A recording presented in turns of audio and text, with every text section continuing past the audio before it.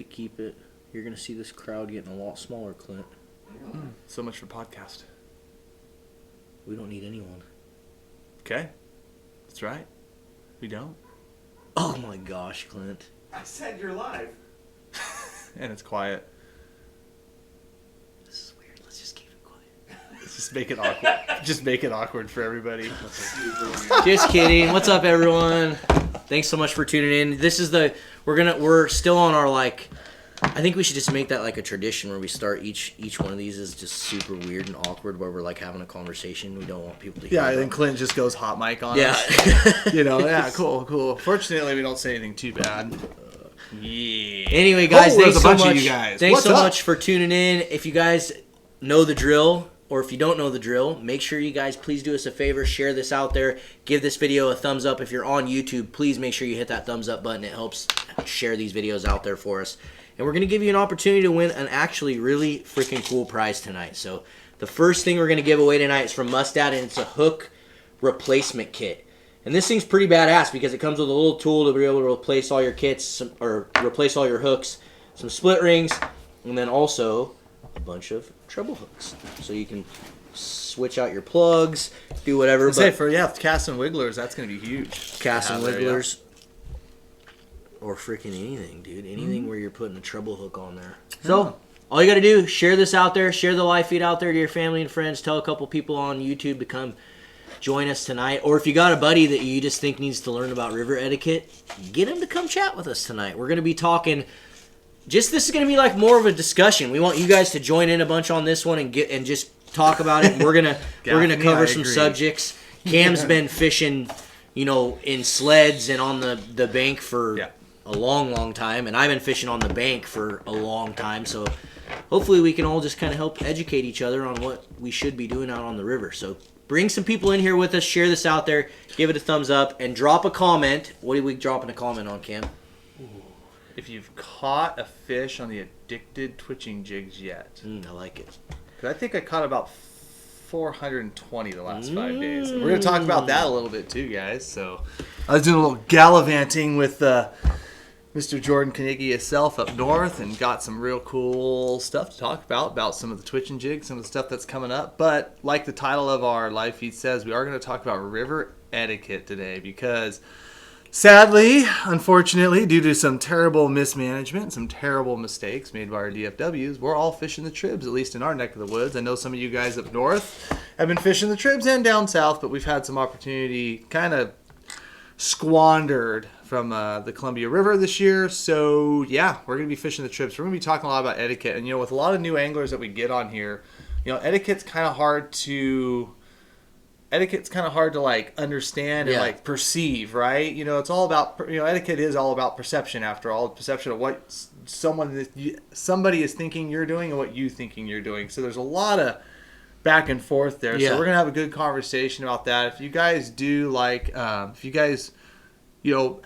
prepare your questions for that. We're going to do a Twitching update. We got some little video sneak peeks as well. We're going to be doing the giveaway. I can't wait to show you guys. Yeah, we got so much good stuff. We got some insane stuff to show you guys. Stay tuned. Don't leave us because this video that Cam captured in Alaska. There's just little snippets. Trust me, you'll see the videos. Unreal.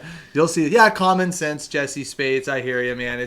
But like I said, every day this group and the amount of people here that grow and. It's just getting bigger and bigger. So make sure you guys share this out and maybe even share this link out to somebody who you think maybe needs to understand a little river etiquette. Yeah. Especially as we get into this tributary season where we're fishing smaller waters and whatnot. Maybe tag them in it. Text them the link on YouTube, on Facebook. Share it out to some other groups that might need some river etiquette talking. And let's see. And just make sure that you're dropping comments because we're going to randomly select a winner from the comments to win this hook replacement kit from Mustad. But don't forget, if you're on YouTube or you're on Facebook, make sure you're giving this video a thumbs up. If you're on YouTube, you got to close that chat window and give the video a thumbs up. We're going to randomly select someone to win some prizes. And this doesn't go into river etiquette, but I've already seen 15 river names, so let's just... yeah. No, I'm just kidding, guys. But I'm glad you guys are getting some fish. I've seen that. Someone got 3 fish there, a couple limits of Chinooks. Yeah, no, it's awesome. I mean, it's great to see fish getting caught and hear about fish getting caught. So, definitely, guys. Did you get that text that I sent you about tonight, about talking about something tonight? No. No, you don't want to do that, or you know you didn't get the text? It's not ready. Damn it! It's coming. I'm going to kill Marlon. It's coming. After this live feed, you won't see Marlon anymore. Just strangle him. Anyways, but yeah, no, thank you guys for a lot of the comments. We're seeing a lot of stuff. People liking the videos.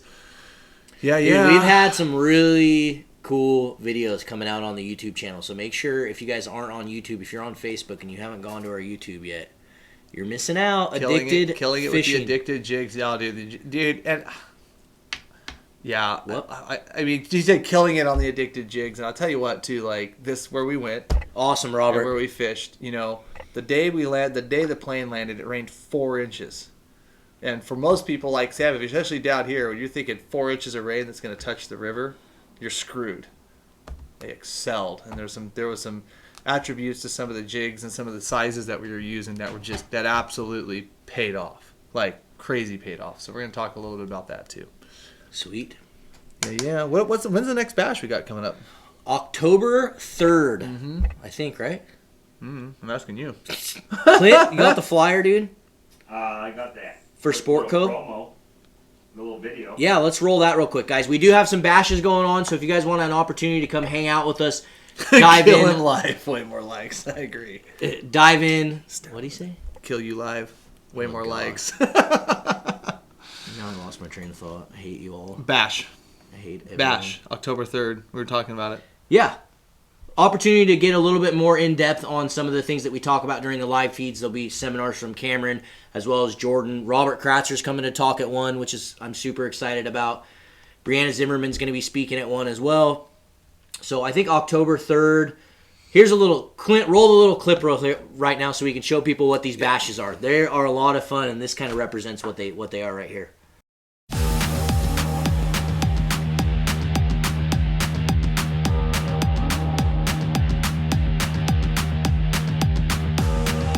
Whenever we're doing this kind of fishing, we're always trying to be aggressive. We're always trying to be moving. The motion that you make that's 3 feet, with the amount of current and the water speed that's counteracting that, it's really 7.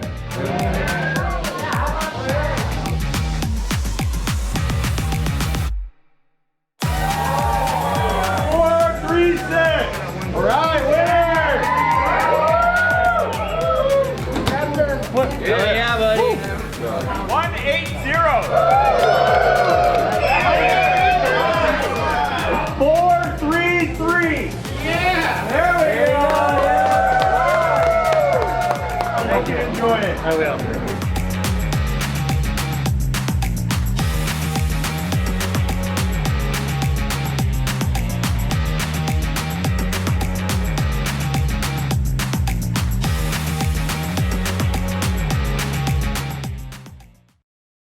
Beautiful. Here we go. Yeah. There you have it. October 3rd. There you have it. October 3rd at Sportco. They're a lot of fun, guys. It's been huge turnouts at all the events, like over 200 people at all events. So come out if you guys are up in that area. I know the traffic is freaking gnarly over there, but just please come hang out. These things are a lot of fun. We give away a ton of prizes. Lots of things will get thrown out into the audience. Tons of free hats, decals, and you can have an opportunity to win that Umpqua Marine boat that we're going to be giving away again this year. So, Will Addicted Floats be here for Winter Steelhead? You better believe it. Come hell or high water. All you guys watching right now, go to mustadfishing.com and send them an email. And just all the email, the subject line in the email just needs to be, "Where's the addicted float?" It's coming, guys. We had to do a little modification to it. We had to make some changes, trying to just get it dialed in perfectly. We really like to test the stuff that we're putting out, guys, and make sure that it's right. Mm-hmm. So it's coming, though. We're working on it. I promise you that. What else is everyone saying here? Yeah. Watch out for those Procure samples. That's right. The Procure samples get thrown out into the audience. You got to be fast pitch. You got to be on your toes. All right, dude. We should probably freaking get rolling on some. Yeah. So let's. How many people do we got here, Clint? Why don't you roll it over there?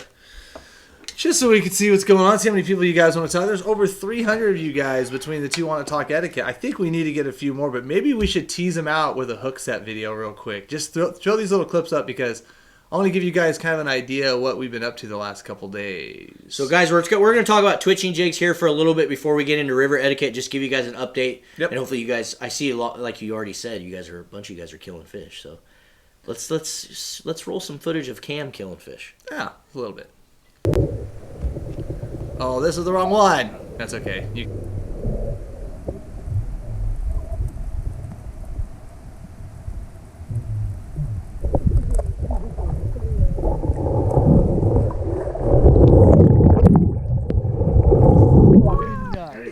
Dude, that was Smash. Clint, roll that back again. Play that back again. We're going to roll that again. How many of you guys, dude, I could watch this 100 times. Watch this coho. And this isn't even one of the better ones. Watch this coho just like that jig catches his attention and he just turns and just freaking eat. Dude, gone. Yeah. That is so freaking amazing.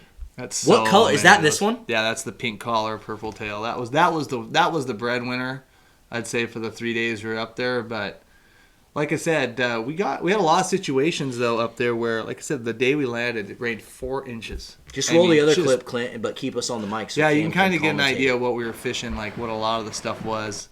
You know, this was like little side channel, lots of timber, rivers just raging. Yeah, I corked that one hard. We took this little video just because, you know, I want you to roll it back one more time, but Clint, I want you to show people kind of like where the twitching is occurring, like how high I'm lifting the rod. You know, you can see it's between my belt, top of my hat. He grabs it right there, bang. You still had plenty enough Plenty to, of room to lift reach on up him, and yeah. lift and get that hook kind of buried into him. Yeah, well, real key point there, real typical twitching hooks that you can see that river's just flowing high and muddy, but yeah, I mean, it's just a lot of fun. Oof, just corked him too. That was such a good bite. Such a good bite. But anyways, you guys, for those of you guys want to know, that's a 761 Akuma Guide Select. It's 7.5 foot. It's fast action. So I saw somebody asked, Perry Moa asked how long those rods were. And Sean Lehman just got 40 twitching jigs in the mail from Fisherman's. Thank you very much, man. I know you'll be happy with them. But what I want to answer that question because I've gotten that a ton on Facebook and Instagram. And Clint, maybe, I don't know if you can put their website up in the footer or whatever, but you guys, right now, the only place I know you can get the jigs online, the only store that's carrying them online is fishermans-marine.com. So if you're in an area, if you there's tons of people have been asking, why can't I get the jigs in my area? You can get them shipped to you. So go head over to fishermansmarine.com. There you go. The website's up on the footer right there. We just had a discussion with the production manager too, and like I said, the demand is so high. Like everything they are physically able to tie is going out to the retailers that have requested orders and bought, and so it's work in process. Excuse me. So there's they're coming, guys. Just be patient. You know, trust me, we want them out as bad as you do, right? Come on. So yeah, no, we're working on it every single day. But so just so the people know, really quick before you move to that, it's Bob's Sport Co. Like 4 of the Sportsman's Warehouse locations, which I think it's like Vancouver, Puyallup. Are those the ones that actually have jigs? Yeah, though? they have them. But there's still a lot more out there that are supposed to be getting them. Yeah. So basically, Sport Co, Bob's, Fisherman's, and then a few of the Sportsman's Warehouse locations. So, yes. Yeah. So one thing too, guys, I saw a little snippet on the Addicted group forum. They were talking about the old big daddies, the 1-ouncers, and right now I feel like there's probably not too many locations you would fish a 1-ouncer right now, right? With the water the way they are and the lower conditions. Think you'd find a 1-ounce spot? In deep holes? How deep though? I mean, they're going to have to be like 30 feet. Yeah, so maybe a couple situations, but I will say this: there's a couple rivers we're fishing right now that like I've caught fish in the last week on 1-ouncers in deep holes. Yeah, because a lot of those, it's the like only way, water. Yeah, and the only way you can keep it down there, with all maybe that line super drag. low water and super high water, something yeah, like that. Yeah. But all I wanted to say was, we didn't pack a lot of the 1-ouncers because the river that we were fishing is supposed to be like a little tiny creek. I mean, you're talking CFS at 200 kind of stuff, and raised up, 4 times that the night before. And so the fresh fish were piling in unless they were pulling into the side channels. After you kind of blew them out of there, you had to let fish go in. But what we realized is that taking these 1-ounces and like casting them off just slightly downstream and then working them just back in the current, not really reeling on them, letting the current, but having that extra weight, even over the half or the 3/4, keeping that weight down. Like Jordan honestly threw this like white-headed pink one on, and I bet he caught like 20 and 20 casts, and it was just disgusting.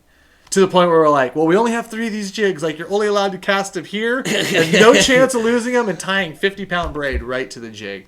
Like, but the 1-ouncer saved our butt because, like, that little slot and that little lane that we were fishing, had we not had the 1-ouncers, we would not have been fishing it effectively because the water was up, current was flowing, but then also, too, the water visibility was bad. So you couldn't just, like, throw your halves out in the current and just zip it by fish. They weren't seeing it. Like, the visibility was 9 inches, you know what I mean? Yeah. But the 1-ouncer set back in the run and slowed down as it was swinging and staying down deep and just kind of hanging was just freaking murderous. The way you have to look at it, and the way it's funny because I've heard a lot of people say like, "Oh, that's way too big," why do you have those? And it's like the way you have to look at it is it's the same reason you have like all the different sizes. People like a K14 or a K15 or a freaking 4.5-inch mag lift or a 3.5 mag lip. You have different sizes and different things for different scenarios, right? There's a 1 ounce and a 1/2 ounce right there. The bodies are the same. It's just the head. Really, is it that much? The black one is the heavy one. You can't really hold. They're not going to see it really there. Yeah. There anyway. Well, regardless. It's one of those things where you use it in the scenarios you need to use it, and that was a perfect scenario where you needed a 1 ounce. So like when I've been fishing a lot of the local rivers, honestly, I've had a 1 ounce tied on my rod, a 3/4 ounce tied on my rod, and I just fish the 1 ounce in the holes I need to use the 1 ounce, and then fish the 3/4 where I need to use that. Bounce back, waters aren't up, so you're moving a lot. You're trying to find them, to find fresh fish. Yeah, cool. But anyways, that was just a cool little update, and like I said, it was funny because like just from going up there versus staying down here and just the weather change and everything we had, it was like, oh my gosh. But then ultimately, like we came back and it was like, shit, if we didn't have those, we've been SL up. So definitely worth their weight in gold, honestly. So Clint, do you got a winner? Let's pick a winner. All you people that have stuck around with us, thanks so much for sharing things out there and joining us and giving the video a thumbs up. We will be doing at least 1 or 2 more giveaways before the night's over. And JRF, yes, you can twitch those out of a boat. In fact, it's recommended. Yeah. Well, so don't leave us. But Clint, go ahead and select that winner there. Scrolling. Can I be like, what, no whammy, stop, and then tell you to stop and then have it be? Doesn't work that way. I think it should.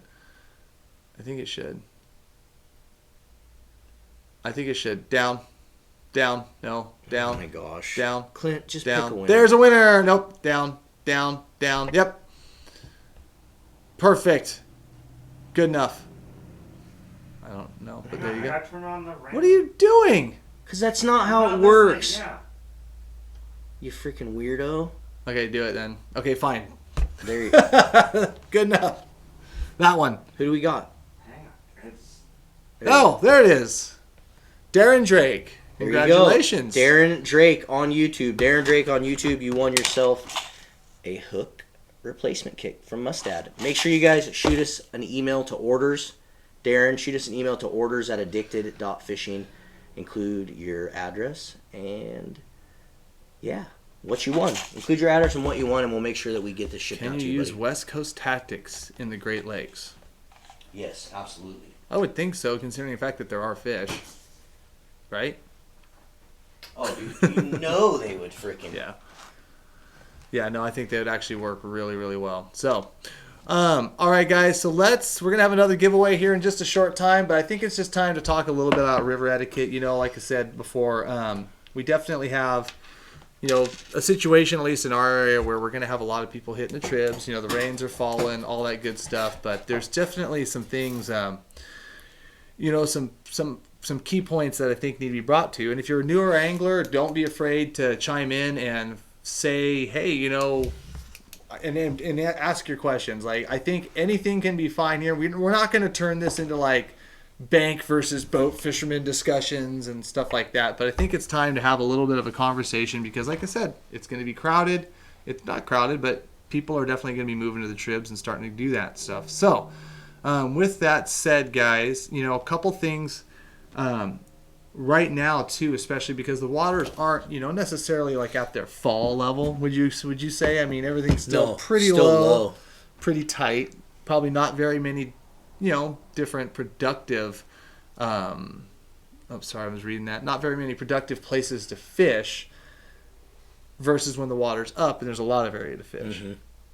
Yeah, you're seeing definitely a lot of people like kind of centralized into certain holes, hatcheries, areas like that. And, I think I'm going to start this off because a lot of newer anglers don't know. Pin Dale's comment there, Clint, but Dale Botten makes a very good point, and I figured it's just a great spot to talk about real quick. And a lot of times, newer anglers are going to approach to the rivers and they're going to head down there and they're going to want to fish. They see fish caught, pull up to the hole, see a boat catching one or see a bank angler catching one. And Dale Botten brought up a good point that you need to watch and see how it goes, then ask people to fish next to him. Because depending on the situations, whether it's like a not a crowded area or if it's an open area or if the guys are like bobber fishing there, like if a guy's bobber fishing a hole, like you don't come up and plunk it. If guys, theoretically, maybe like hoverfish or drift fish that hole, you probably don't want to like throw out a lot of back trolling plugs, especially if there's some boats around, right? So I always try to say just like when in Rome, like do as the Romans. You may not want to do it or you might not be geared up to do that, but if you don't know and you haven't been to that river before or that particular area, don't go into it with the I'm just going to do it my way and to hell with all these other people. Not because you're not going to have success doing it your way, but because honestly you're just going to tick a lot of people off. So what I mean by that, like let's say you've got an area particularly that, like I said, guys are all bobber fishing, and you're not going to go plunking that. You're not going to go. You're not going to do that. So going to these areas, whether they be hatchery holes or whether like crowded hatchery holes or drift fishing holes, or or spots that boats congregate, for instance, like trolling lanes and stuff like that. You don't throw your anchor in. So it's like I said, when in Rome, do as the Romans, and then like Dale said, watch, like kind of. And watch what you're going to find 98% of the time is that if most of the guys there are bobber fishing, it's because those anglers have probably spent a lot of time in that spot and they've realized that bobber fishing is the most effective way to catch those fish out of that hole. 98% of the time. Now there may be scenarios where you could do other things, but let's ask this. So Kenny MP3Z says, well, what if you're the first guy there? Do they set the fishing technique? I'm going to say yes and no, but mainly no on that one. And so here's a good point. So like let's I mean, we could even talk about some particular spots if we want to, but like if it's a very popular trolling area, like the first guy there, just because he got out there 2 hours for light and then dropped the anchor, it's probably just not a good idea, because a lot of times these techniques are kind of oriented around multiple people fishing a spot versus just you, right? So you don't plunk in a bobber. You don't like throw a line out and cork off a bobber spot. You don't, I'm just going to say this, you don't run a line 100 yards off the bank and take trolling away from 30 other boats. You don't go to like a, you know what I'm saying? Like you even if you're there first, there's kind of very well known, like whether it's, like I said, trolling or whether it's hover fishing or whether it's side drifting. I mean, I'll just drop a little river name. Like no one's going to go to Blue Creek and anchor up on the side when there's 100 boats drifting it, whether they get there first or not. And if you're familiar with where I just talked about, then you understand the point I'm trying to get across, right? Does that make sense? yeah, it does. But what's everyone else's opinion on that? Yeah, I'm kind of trying to read some of your guys' comments too. Yeah, because we want this to be a discussion. Again, guys, we're not the Bible on this stuff. You guys have, a lot of you guys that watch our live feeds and hang out with us every single Wednesday, a lot of you guys have been fishing a lot longer than us. So, feel free to offer your opinions. We want to see them, and if we miss comments, we'll try to get to them when we can, guys.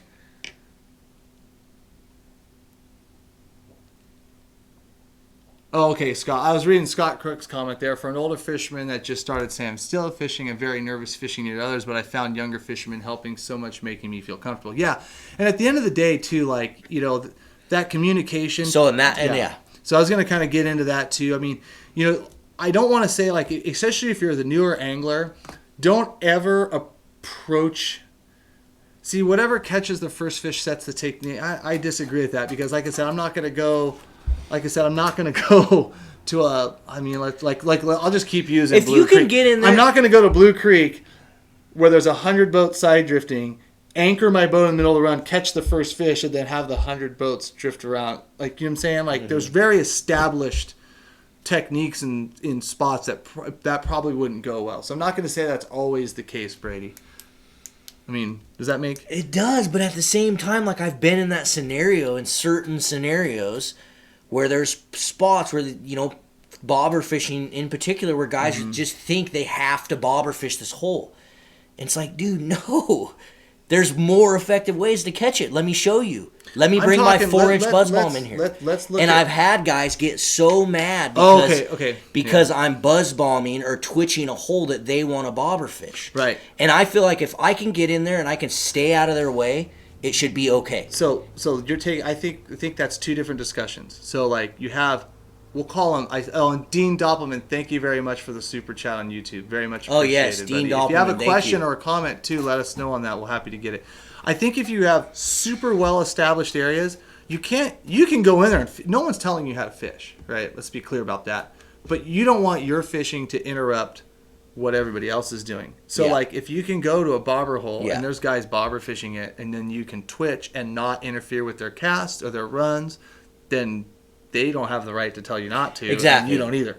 And that's kinda, you're right. Like I would never go in and like... Take the Blue Creek example. Yeah. I'm just going to keep referencing it because I know about 1 million people on here know what Blue Creek is. Like, I'm not going to just go anchor right below the boat ramp at Blue Creek when there's 100 boats drifting there, even if I catch the first fish.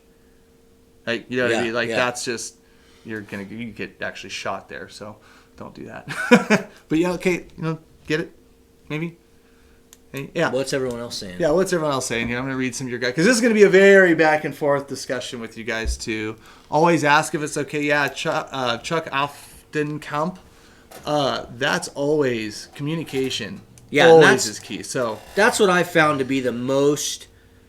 literally the best thing you can do is just talk to the person you're trying to fish next to, especially if you want to go into an area where there's a lot of anglers fishing. Talk to them. Say what's up, say hi. I've found that almost any time I do that, people are pretty nice. Now, you're always going to have those guys or those gals that just aren't nice. Yeah. There's nothing you can do about those people. No. And those guys shouldn't even fish. Yeah. They're not having fun. Real thing, but Chris Jones does say those bobber guys get pissed because you're disturbing their fish. But Chris Jones, I've been in many very, very, very good bobber fish. We'll talk bobber versus twitch bobber situations where we've fleeced the hole full springers and everybody has fleeced the hole and you don't see a fish caught for an hour and a half and then the twitcher comes in there and bangs 4 in a row.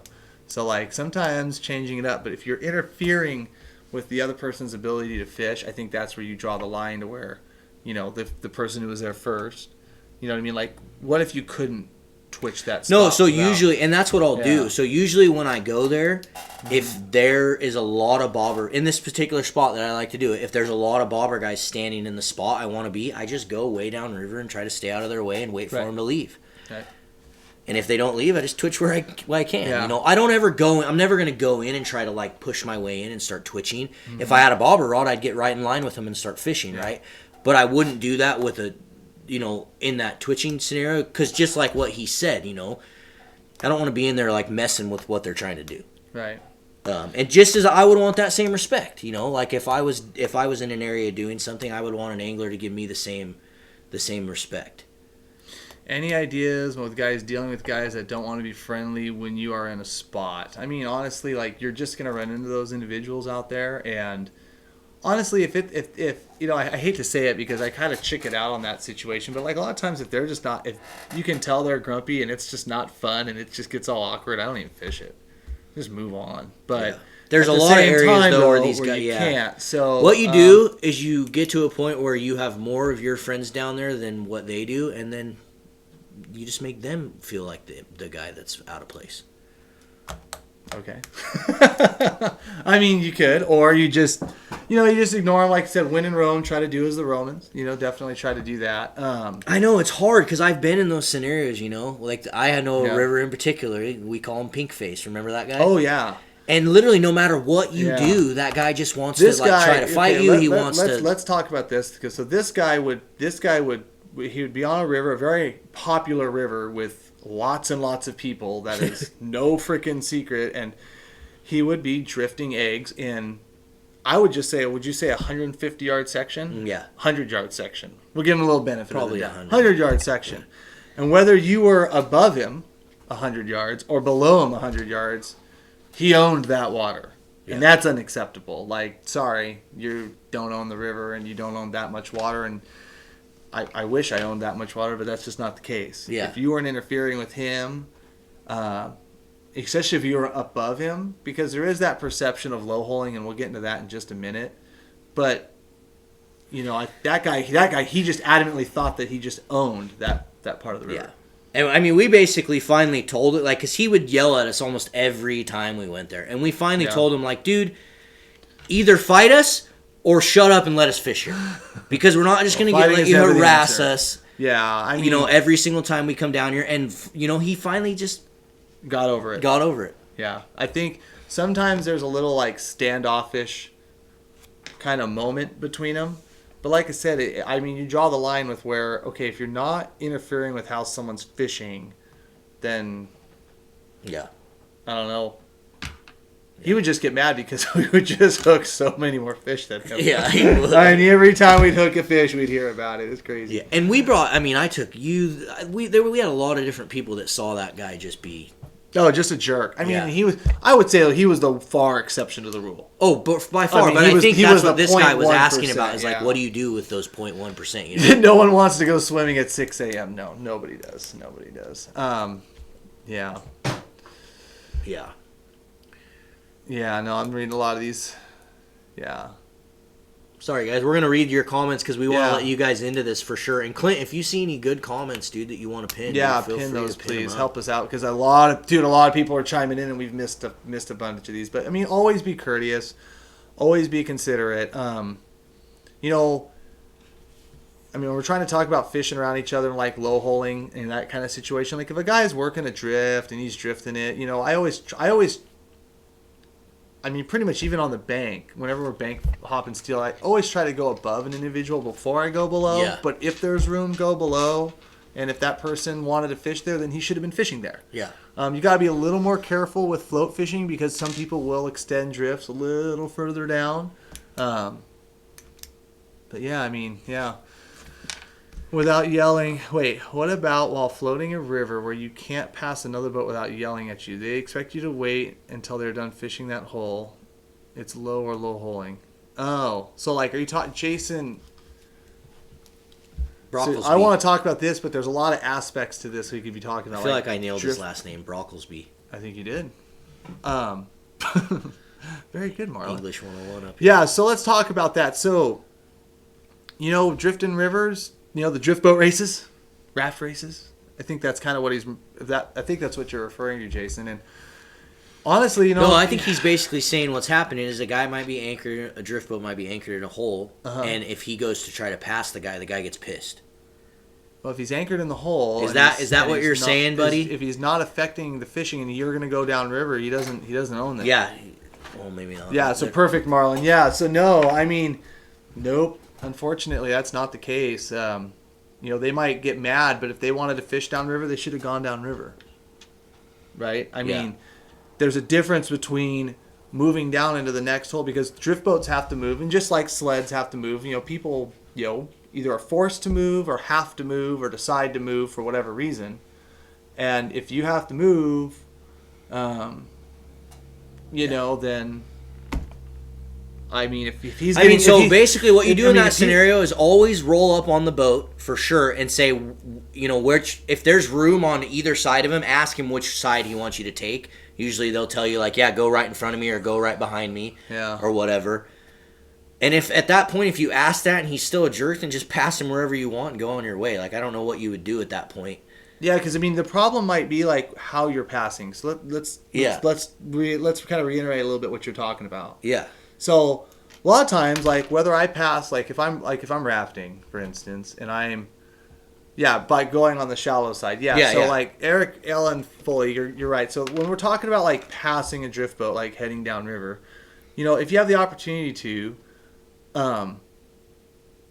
and let's say the anglers are anchored off to the side and they're casting out to the fish side. We'll call it the fish side, the boat side. Yeah. If you have the opportunity to pass the boat on the back side of him or like right up against his oars or something like that, a lot of times it's just like the perception of what the other boat like sees you doing. Like, oh, this guy's trying to come close so he doesn't disturb my fish. Thank you. You know what I mean? Or like you at least make it look like you are putting out the effort not to screw him, not to screw up his fish. Yeah. And honestly, I'm not one of those guys that believes that, I think it helps. A lot of times. In certain spots it does. Certain spots spooks him off. You know what I mean? But let's be honest, like, if you have to pass on a certain side to set up for a hole or to move because of like a safety situation, like the run's difficult, or something like that, you always have to just do what you have to do. And that includes like sleds, passing boats, bank anglers, drift boats, any kind of pass. Like safety always kind of comes first in that. But whenever you make a pass, always, like I said, put out that effort to make it at least seem like you're trying not to screw up their fish. So like a lot of times, like when I'm in my raft and I'm in some of these upper reaches, I'll see like bank anglers on the side. I'll like row right by them to where sometimes it's like I got to like shift my arm so I don't hit them. You know what I mean? Try to move. Keep going down. Go up real quick. Sorry. How do you deal with rude fishermen in front of your clients? I just don't deal with them. I just punch them right in the nose. No, Chris. We'll talk about rude guys here in a little bit. Yes. What do you do when you deal with rude people in front of your clients? Honestly, I just go away. There's lots of places to fish. But back to passing. Sorry, guys. I saw my name in there. That perception. Yeah, that perception. Now let's talk about that with like sleds passing drift boats or sleds passing banking. Yeah, same thing. Yeah. And I think I might have made a couple mistakes in my day back in the day when I ran smaller rivers and sleds, like doing that, cruising too fast by people, just not knowing, being a new sled guy, right. And running, like not knowing when I need to slow down and when not to. And so I think it would help for guys to know, like what's the line on that? So my line is that if you have the opportunity to slow down, because a lot of times with sleds, especially in low water or in tough water, you can't slow down. So in those situations, you just have to pass, and it's best to just pass on step.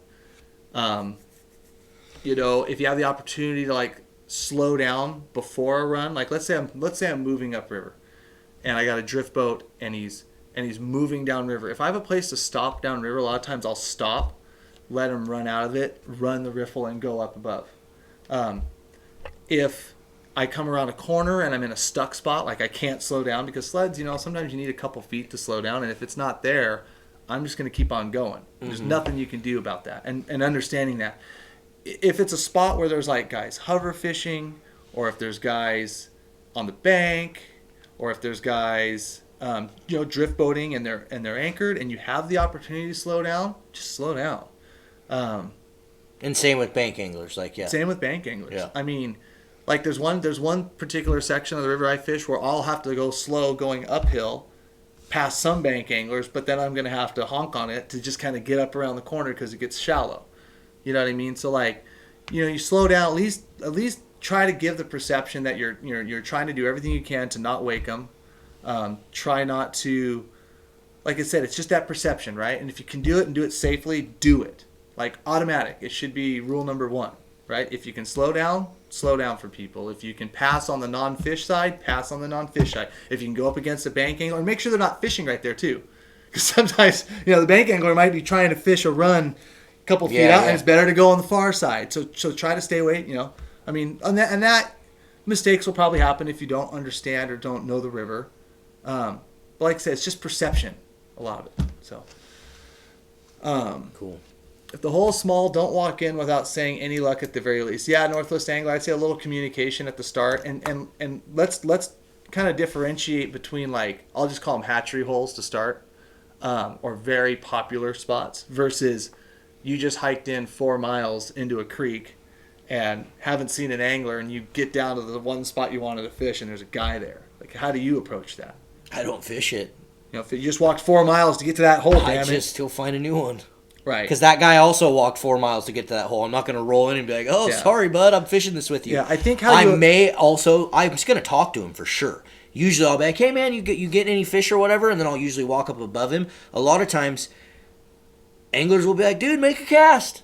Yeah. You know? I think it's a big difference between hatchery, I'll call them hatchery holes, or very popular spots versus backcountry walking where there's other places to fish. So, you know, because some, you know, like I said, it's a very, I guess it's a little bit of a, I guess there's quite a difference. I mean, obviously quite a difference, right? Oh, yeah. Hatchery hole, there's 4 guys on the bank. Well, you just try to get in line, try to do what they're doing, cast in rhythm, you know, that kind of thing, and expect that other people are going to do the same to you while you're fishing there. You know, 10 miles up a stream, you know, you're secluded. There's nobody fishing the river that day. There's no reason to fish 2 guys, you know. I'm not going to walk 4 miles to be like this far away from marlin making my cast fish if I don't know. You know what I mean? So, like, there's definitely, like, a boundary there. But communication is key, you know, always. So, yeah. That seems to be the common consensus from everyone there. That's kind of Yeah, and Brandon Kinder, that is the we'll call that the good fisherman problem. Yeah, you know, where there is a little bit of that where, you know, guys will see you catch fish and they're coming. If they can see you though, like if there's a lot of people around and they see you catch fish there, then that's also something to be said too. That there's just a lot of people around and that just might happen. Right? I mean, would you not agree with that? I wasn't listening because I was reading. Oh, cool. But no, what he's saying is that, you know, he caught a couple fish and people crowded him. Oh yeah. There will. I mean, like There's I said, nothing if there's you a can do couple about guys upriver, downriver, I still think they can't. If they crowded you out, like you were making your cast, and then they crowded out to where they were crossing your line and they were trying to that's unacceptable. And you know, hey guys, I'm trying to do my thing here. Yeah. You know. Take a bunch of egg here, throw it in their eye, and kick them in the nuts. You know. Don't listen to any of the. I'm just saying, like, you know, you can't. Them. Yeah, that does. Like I said, good fisherman problems. So. So what's that long comment? So Corey typed. He said he's throwing his spinner at boats. Hold on, go up and read that. I want to read that again. Okay, so let's talk. Wait.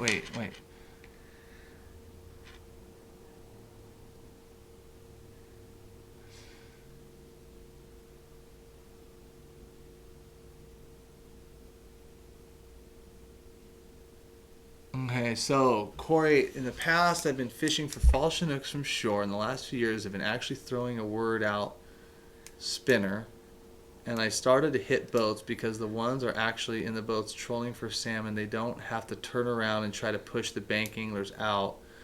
That's why I start hitting. Both would have won all spinner, and I start digging in them, and yeah, so it sounds like you're having a bank boat interaction there, and I think there's a lot to that. You know, if it's a traditional like bank area, you know what I mean? Like, I'm probably not going to go up to like a certain hatchery on a certain river that I have and just anchor my boat there in the morning and try to like not do what they've been doing. Probably not a good idea. No. I mean, but maybe this area is a big die. yeah. I don't really know what to say on that one because a lot of that interaction between the boat and the bank, like, first off, I'm not one of those guys, and I do a lot of bank fishing, that just because the river is the river. Can we address all the dentists? Yeah. I didn't want to pin it. Well, you mentioned a river name, so we're not gonna. That's yeah, fine. And unfortunately, sorry, I didn't mean to But cut you off. I'm saying, like, if boats are fishing there and then a bank angler walks down, the bank angler doesn't have priority like to the boat, and I see that a lot of times, like drift boat rafting situations. Like, if that drift boat or boat was there first, then that's the way it is. Like, nobody owns the water. I would say I would stress a little bit different to where, like I said, like, I don't think a boat would show up to like a traditional, like, very bank intensive spot, like where you were talking about the dentist there, Tommy. And and then try to anchor in that hole and cork off 50 bank guys, right? I think there's a little bit of like, you have to kind of know and understand, and if you don't know and understand the river, it's best probably not to show up at daylight 2 hours before the program starts. No, watch what. Yeah, just like stand back and observe for sure. Yeah, on the. Oh yes, they are very sexy. They're strategically placed there too, Brandon. I mean, unfortunately, when it comes to the snagging and the flossing and all that, I don't think it's just ever going to stop, dude. Fortunately, I don't. I mean, they just...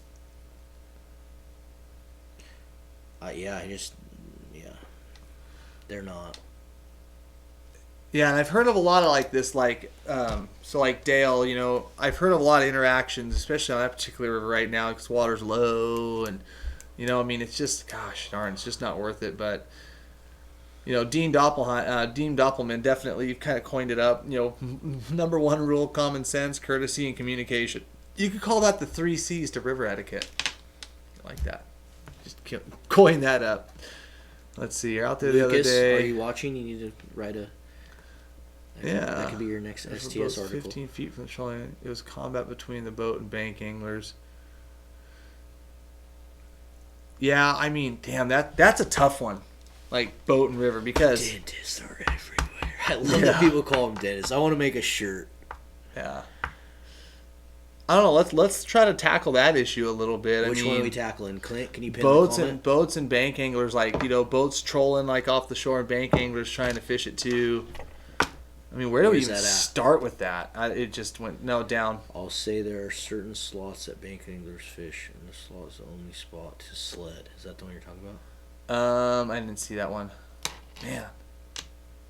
Sorry, they go by so fast when we have. I know we got over 400 of you guys watching between the two. Everyone commenting. Super chat is valuable because we can definitely. Super chat. Listen to that. Listen to that shameless plug for super chat by Clint.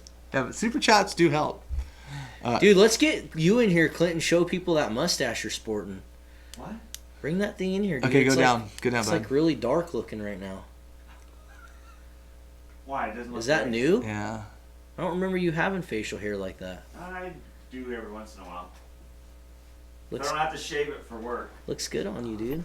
Ladies. Oh, God. Yeah, Clint's Jeremy looking Watterson, if you see that, I mean, where he's talking about walking out 10 snags, deal it all, man. Call the game wardens. They would love to come down there and have a chat with them. This is always the best stream of the year, he says. What sucks is I'm only caught about a quarter of the comments here. Oh yeah, nice pin up there, bud. Oh yeah. You're able to pin that one just fine. Pinned that one just fine. So let's talk about low holing. Screw it. Yeah, low holing's a good subject. So what is low holing? I would say it depends on the style of fishing that the person's doing. I had a guy say he was going to kill me last week. I heard about that. He said, I'm going to pull my gun out and shoot all 3 of you if you cast.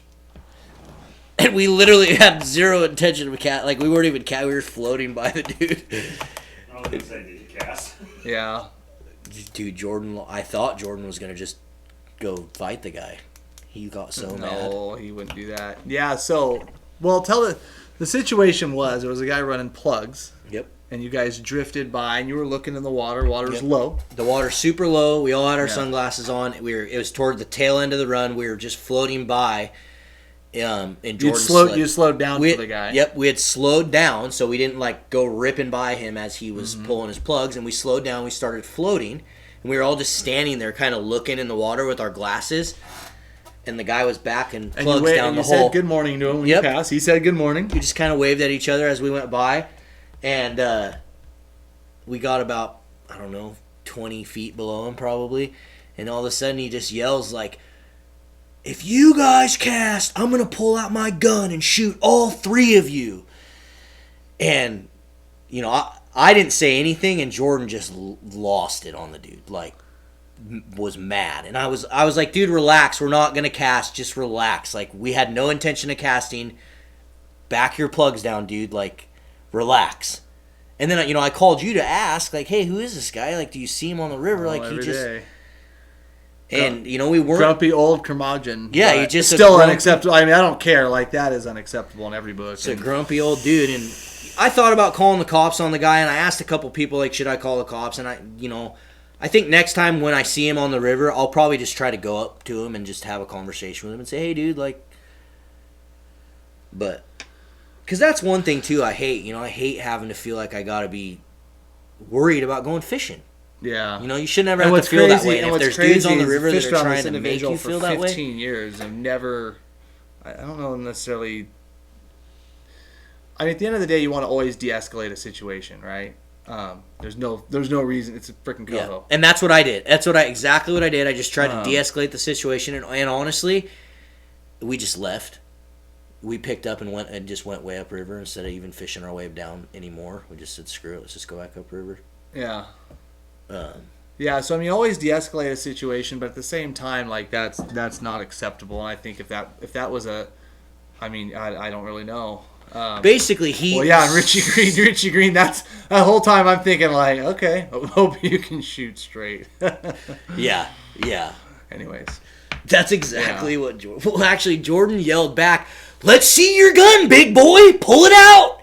And I was like, "Dude, relax. Like, this guy might pull a gun out. Like, let's just chill and get the hell out of here. Like, this guy's obviously got a loose screw. We did nothing." And like I said, and as far as like the most extreme things you've dealt with, as far as on the river in the last 10 years, number one. That's one of them.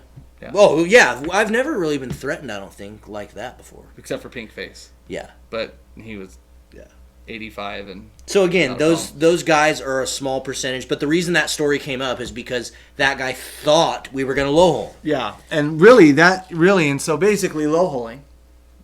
The guy was running the plug down.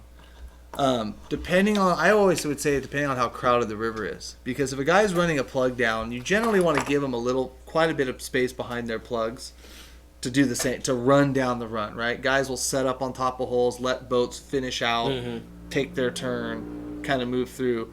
I think it kind of depends on like how crowded the situation is. So that would be low holing for like running plugs, but low holing. But what is it? How far below do you have to give a guy? See, because like I wouldn't consider, like, if you're drift fishing here and you're not moving down and you're casting and you're drift fishing this spot, and then a guy goes 80 yards down below and drift fishing. Some people would call that low holing, but I don't really call that low holing.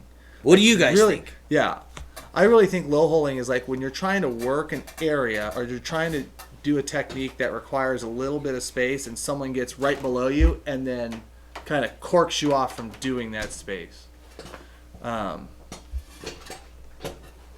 Yeah, and Corey Arndt, that is definitely the case.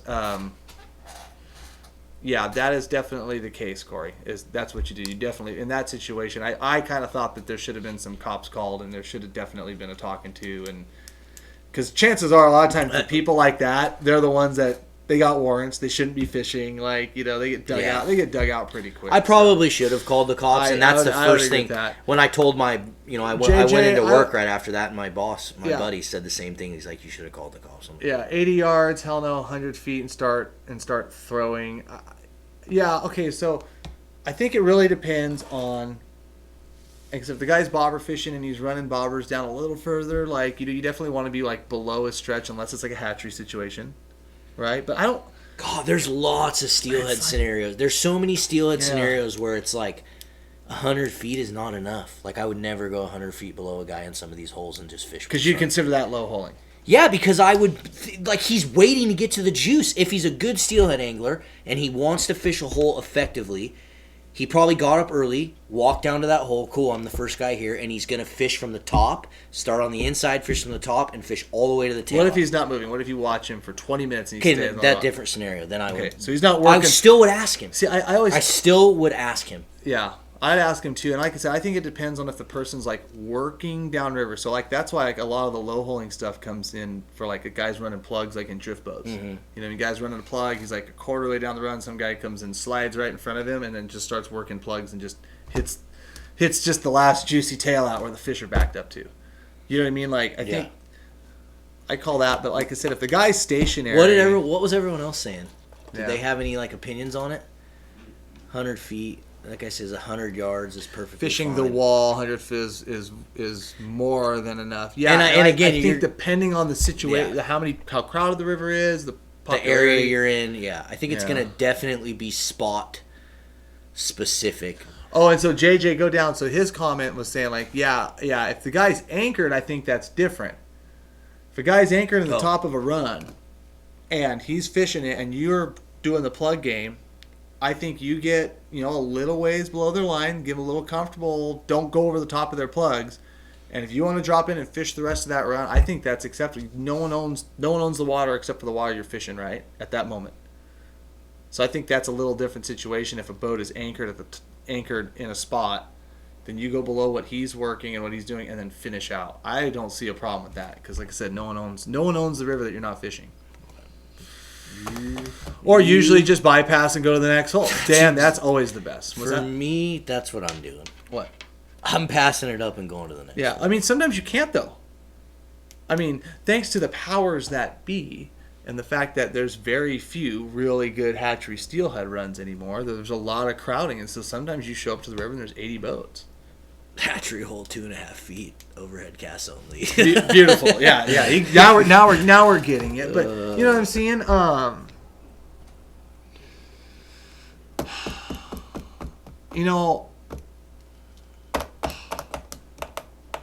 are you seeing? No, I'm just saying, like, as far as like bank anglers, and even like if you're a drift boat, one common one that I see, I'm kind of surprised no one's brought this up yet, is a common one that you'll see a bank angler on the bank, like fishing the run, and a drift boat comes in right in the bank angler's cast, throws their plugs out, and then rolls through the bank angler.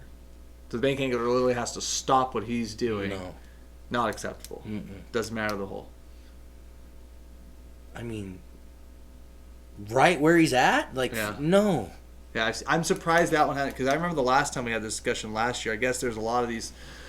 Yeah, that's my kind of. The fish are always biting somewhere. Who wants the drama? Yeah, you take the opportunity to explore somewhere else. I get it. Yeah, I do love that notion. Yeah. But yeah, I just remember there was a lot of times guys were talking about real popular rivers. Like, and I think, and I've seen it happen. Like, I've seen guys just dump plugs out, dump bait out, bobber dog drift through a hole that a bank angler's already fishing. What do you think about that? I mean, like, when we were doing that on that one river, there was lots of bank anglers. I know, I couldn't believe it. I was like, we're not getting shot here? Yeah. And that's, again, I think it's just scenario. I just think certain rivers Very are scenario-based. that people are okay with it, and other rivers it's not. And that's why it's really important if you're a new angler that you stand Michael. back. It's super important as a new angler that you stand back and observe what's going on, and then you have communication with the people that you're trying to fish around. Yeah. And if you don't, go fish where there's not people. Yeah. There's always spots. Even some in spots perfect hatchery holes. Yeah. Literally, I can think of scenarios right now where I can roll up to the hatchery and be like, man, there's so many people here. I will go 200 yards upriver, and there's no one. Yeah. Literally no one. They act like the fish just like go to the hatchery and then that's like it. They just all chill right there and swim circles. That's not what happens. A lot of those fish move past the hatchery, move around, go in different areas. So, like, if there's a lot of people in a spot, go try to find somewhere else. Yeah. You don't have What to if be you, there. what if you can't though? Like, let's say, God, I want to say this river because it's obnoxious how No. many No river names. Oregon coast river No. people fish, but and that it's perfectly acceptable. Like, guys will just be bobber dogging, and the boats will just through. The bank angler sits for a second, casts out after that, casts out. I mean, like, yeah, it's definitely I know it's both sides of that situation. But then there's also not knowing. So let's talk a little bit about that because, like, we went to a river.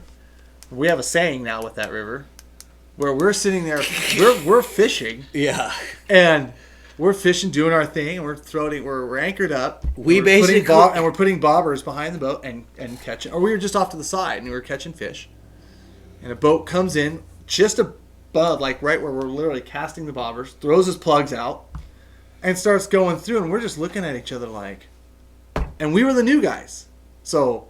This is a little story for like both sides of the coin a little bit. We were the new guys, and we're just like, what the frick is going? I mean, we were like, are we gonna yell at this guy?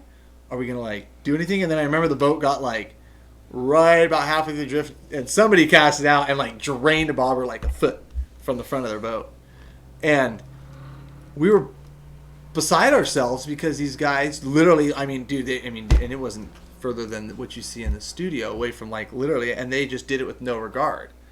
Well, we were the new guys on that river, and we didn't know, but because of some water clarity issues, that was just kind of the way everybody kind of fished it. And guess as what? we started observing, It started didn't seeing that matter. stuff happen It didn't all over. hurt your fishing. No. At all.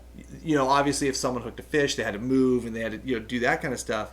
But we were the new guys, and we were pissed, and we were just about to blow up on these guys, and then we're just like, oh.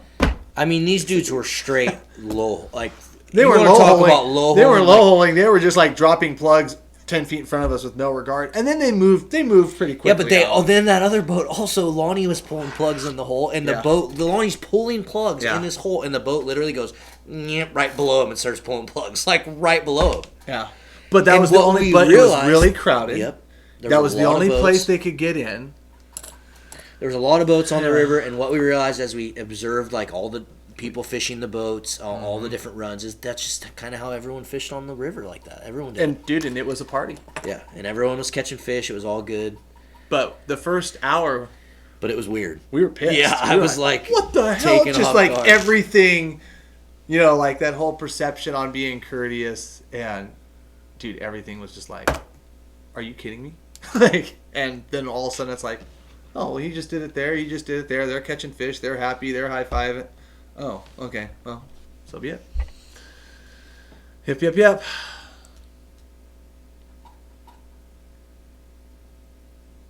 there needs to be a max leader length in the regs. Probably agree with that. Catching up on some of the questions. I fish the northeast water. Lots of people come in and 20, 30 yards from me, and it's okay to do so on some rivers. Had zero problems. Yeah, I think it's very situational. Yeah. So let's talk about boat ramps, Cam. Okay. What about that? Talk a little bit about etiquette at boat ramps and like launching your boats. Whether it be, there's going to be some rivers that are going to get like packed in the mornings with people trying to launch boats. Yeah. And there's just some simple things like on Sunday, we're trying to back our trailer up in this ramp, and it's one of those ramps that's like this. Uh-huh. So you like come over the hill, and then you got to like back way the heck down the thing. And this guy's got he's in the other side with his brights on, like full on bright, like damn near had a light bar on it, looked like. And so you can't see anything, and that's just like that's just a common sense, like, hey, when you're turn your lights off once you get your boat, kind of backing down the ramp. So what are some other things like just boat ramp etiquette? Yeah, he said turn your headlights off. Right, but you gotta be careful because before you I've literally seen guys yell at other guys, turn your damn headlights off, but then their truck doesn't do it. Like, so there are some makes and models of trucks that you cannot turn off the headlights. No, there is. Absolutely. I had one of them. One of my old Chevys did it. I know exactly what he's talking about. Because it was like the first couple of years. No, you just don't know how to do it. It was the first couple of years. That's called user error. The little round button on the Chevys, you push it 5 times and it turns them off. Yeah, it does. Yeah, it does. It's people don't know how to turn them off. It has the knob and it won't turn it off. You push the little round button on the Chevys 5 times. On the older Chevys, you have to push it 5 times and it turns them off. He's so bad that he didn't know that. It's because you're an idiot. Oh! Oh my God, he's gonna kill me. I'm out of here. I'm leaving. Regardless, the legend was just schooled. A truck headlight don't turn off because it came from Canada and it's law. Okay. Shut the key off and hit the lock button. Yeah. Oh, everyone's saying this is true. Yeah. Gaffney says this is true, Cameron. I think there was a Dodge model that did it too, because the guy that I saw get chewed out, some guy like, turn off your damn headlights. Guy's like, I can't. I remember it being a Dodge. But I also remember my old Chevy not being able to turn it off too. It was like the first couple of years they came out with the automatic light. Dude. Yeah. I didn't know that. And if that doesn't work, one click on your 5 times, bro. Yeah, see, my truck won't turn off the lights until it's in park. Put it in park. Okay, but maybe what if he's still in the process backing out? Either way, it's same thing, I feel like. You can maybe say something like, hey, you might turn off your headlights. Like, just don't be a dick. Okay? Just throwing that out there. Yeah, I've seen some crazy stuff over lights. Yeah, just I've seen right, some dudes right. go ballistic. Cameron is right. Super Press the round mad. button 3 times. My GMC doesn't. Clint for the win. Chris, you can die. Oh, whoa! Last time aggressive. the legend takes him fishing. You got that right. It's bad when the pineapple man is ripping on you. I know. Oh, yes! That's right. Dusty Ritter Dusty for the Ritter. $20 super chat. Super Don't chat. question The biggest legend. super chat of the day. Don't question the legend. If that's not a lesson to you, Clint. No, I'm just kidding. Come on, someone's Clint. Thank you. A Clint Hey, supporter Dusty, out I'll give you there. that $20 a little later, buddy. Appreciate A it. Clint Just supporter kidding. needs to freaking needs to beat that super Beat chat that out. super chat. Nope, that ain't happening. Sorry, Clint. Nobody loves you enough to beat a $20 super chat. Thank you. I know a guy at Garden Frugal. He might. He goes on there and donates to himself. The Garden Frugal, $21. I think it's time for another giveaway. What all you people out there watching? There's almost 400 of you guys still watching. So Do you guys think it's time for a giveaway? Say yes or no, and then maybe I'll put something good together for you. Or do we just murder Clint live on TV? Hey, Shh, let's not. when you talk headlights, talk about like tying up the ramp too. Like there's boats that have. Yeah, like, right. So what are some other boat ramp etiquettes? Thank you. So boat ramp etiquette. My biggest thing is that biggest thing, and this goes this time of year, later on, or spring, Chinook, doesn't matter. The next boat up, if that boat ramp is open, you best have your ass on it, right? A lot of times I'll see situations where like boats will pull up, there'll be a guy in line, and he's still like out back tying rods or doing stuff like that. If that boat ramp is open and can be being used by a boat that's in the line to launch, you better have your ass on it, right? So that's my biggest gripe, because you'll see the lines like not progress because the guy's still like undoing a strap. If you're still undoing something, then you need to pull off to the side and let the next boat go. So that's my biggest thing. Hi, Clint. Hey, buddy. What are you gonna talk about? You got sharp knives. Gonna hit you. You better duck. Martin left. Yeah. So I'll come People up are doing here. a giveaway. Maybe we should do something. Maybe we should give away something really, really cool that Marlon like would be stingy What would about. he be Like his mad? phone? Is that his phone? That's my phone. No. We'll give away his phone. He's got some. He's got some jigs. Got some. Oh. Maybe we give away. Ooh, I'll win. I'll take that. No. What should we give away, guys? Yeah. This bag here. JRF, that's a very good point. Let's not forget where we all started. So yeah, you know, I kind of wait. We're gonna come back to that because that's a very, very, very good discussion. Even if you are the expert and someone is doing something wrong or out of line, that's a good point. Yep.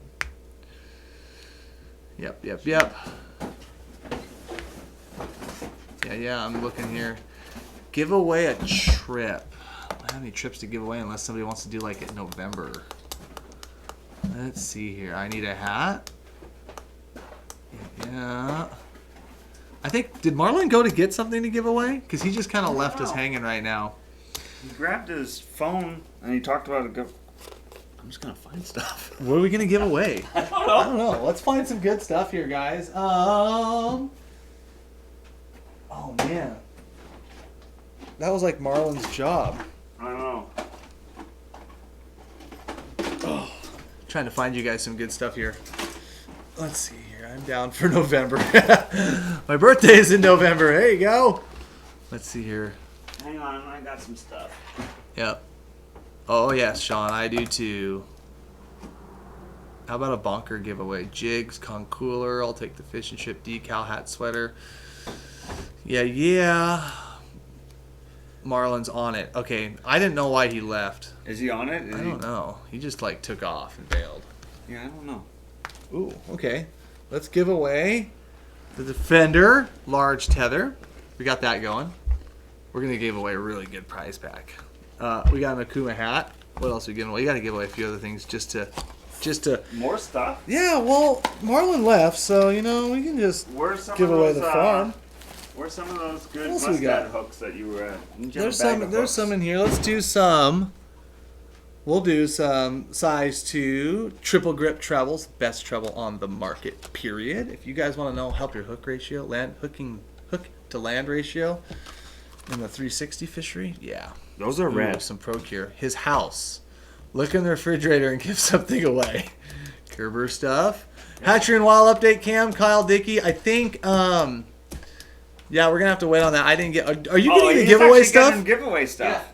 Oh, we're okay. We started getting giveaway everything that stuff, we too. talked about, we're just gonna not talk about at the moment. Oh my god. We were gonna I told you literally. guys I was trying to get giveaway stuff together. Oh shoot, we were like gonna give away your whole garage, like literally. Stab. We got some stuff down Dude, there. I was getting some cool mustard stuff together here. Some better mustard stuff. That's a much better hat. I want one of those. Wait, yeah, I want. Dude, look at these new stickers. These are pretty sweet. Ooh, those are pretty What's in sweet. here? That's like my hat. Am I wearing that hat? Those are some hooks I grabbed. I think it's some triple grips. Ooh, see? Yep. Look at we're thinking the same. That's what I grabbed. Oh yeah, these ones are dope. Give me that box. KVD triple grips. Yeah, I need some of these. No, mine. Here, are you a fan of the red? What are you doing? Taking some? Catch fish, not feelings. We got a good giveaway. Let's go. What are we giving away? Apparently, I'm giving you my hooks. That's your gift. You just gave those away right there. Hey, I won. I need some size ones for my stuff. Okay, so Clint, one thing that we need to tell these people about that we always frickin' forget. Do you have that code that Mustad gives us? I can probably just type it in. Can you pull it up? Can't you just pull it up like on our... Hey, can you scroll to the combo comments? I'm not seeing any of the Facebook. Sorry. Can you just... Thank you, bud. You want me to take He doesn't offer a trip for Coho because he's not licensed to guide. That's why. Yeah. Yeah.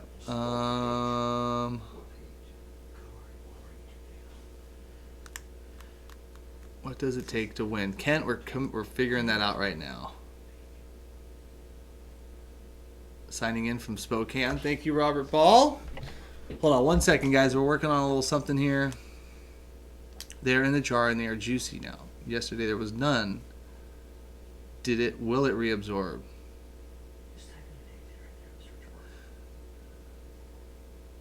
They're in the jar and juicy now. Yesterday there was none. Will it reabsorb? Dale, probably not. So what I would do is I would drain those eggs off because once they juice out and reabsorb one time, then they're kind of like over curing a little bit. You might want to like strain off the extra juice at this point and then either freeze or dry out to use, especially with the Procure Red Hot. And then next time, maybe you used a little bit too much. Maybe tone it down. Try toning it down just a little bit on the amount you use next time. Yeah. What'd you say? I was answering an egg question from Dale. Okay, so one thing, I was trying to get Clint to get this deal pulled up here because I always forget to tell people about this thing. Yeah. Did we get it? You got it, Did we Clint? fix it?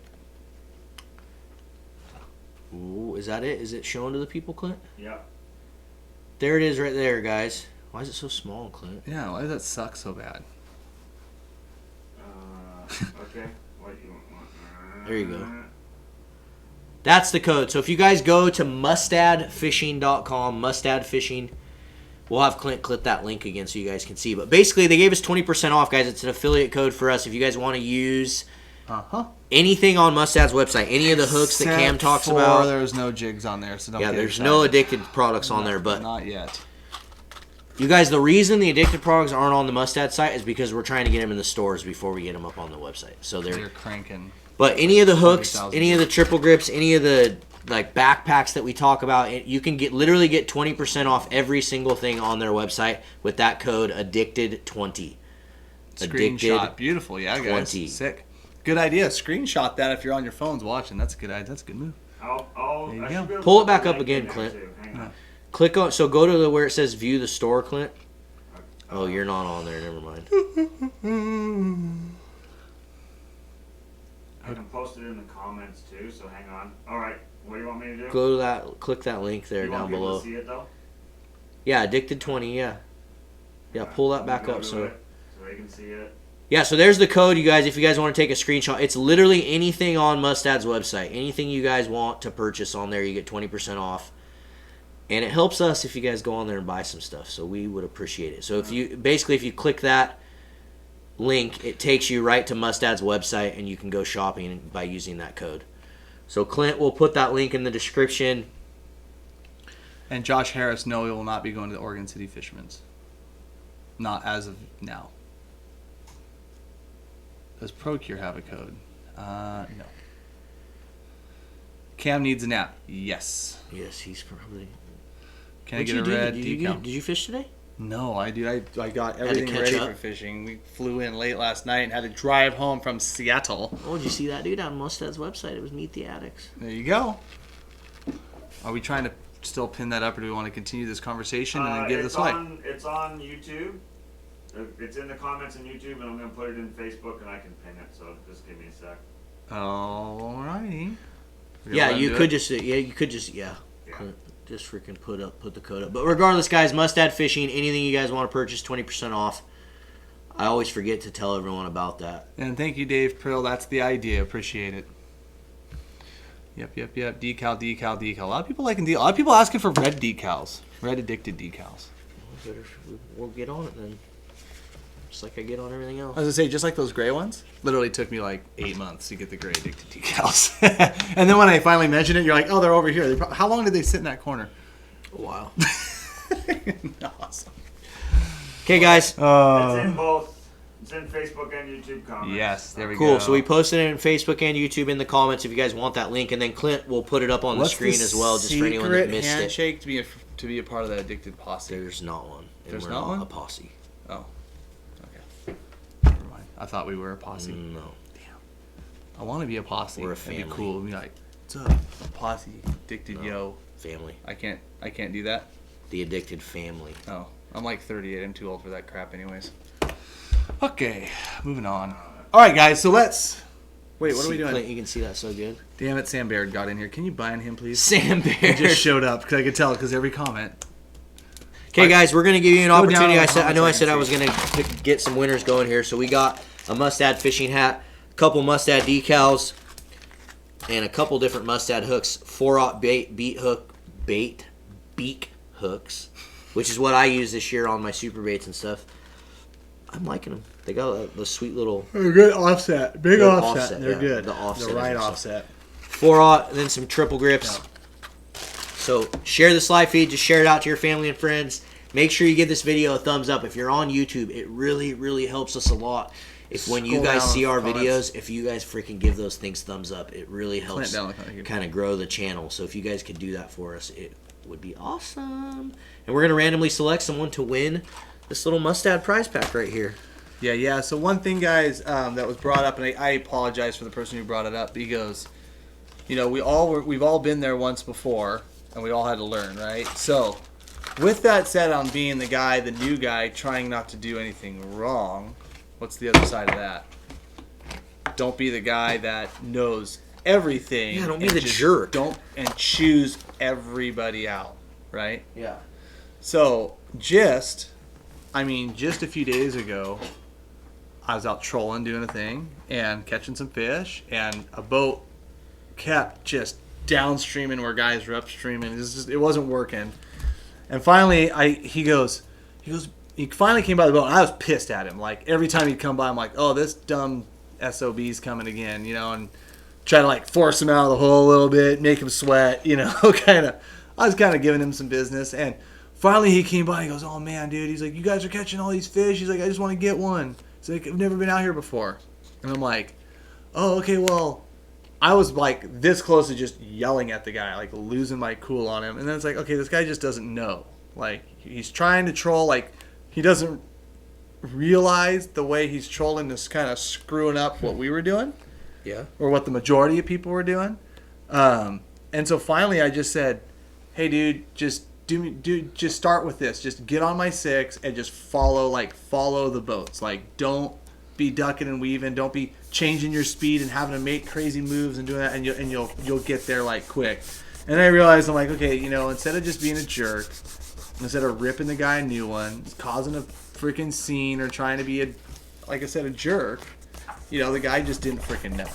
I think that stands. No, it's cool that he if finally said everybody- something. Yeah, and if everybody went to the river with that, no, there's guys that are purposely being pricks out there that don't know the area. And I mean, I just heard a couple days ago there was a boat that was doing something in a hole that generally doesn't get done, and thought it was perfectly okay. And then one guide kind of said to him, "Hey, you probably don't want to do this here. A lot of guys are going to show up. This is kind of what we do." And the guy said, "Well, that's fine. Well, we're doing this." Well, then the next boat that came down, completely chewed the guy's ass, so that he picked up his anchor and left. That's dope.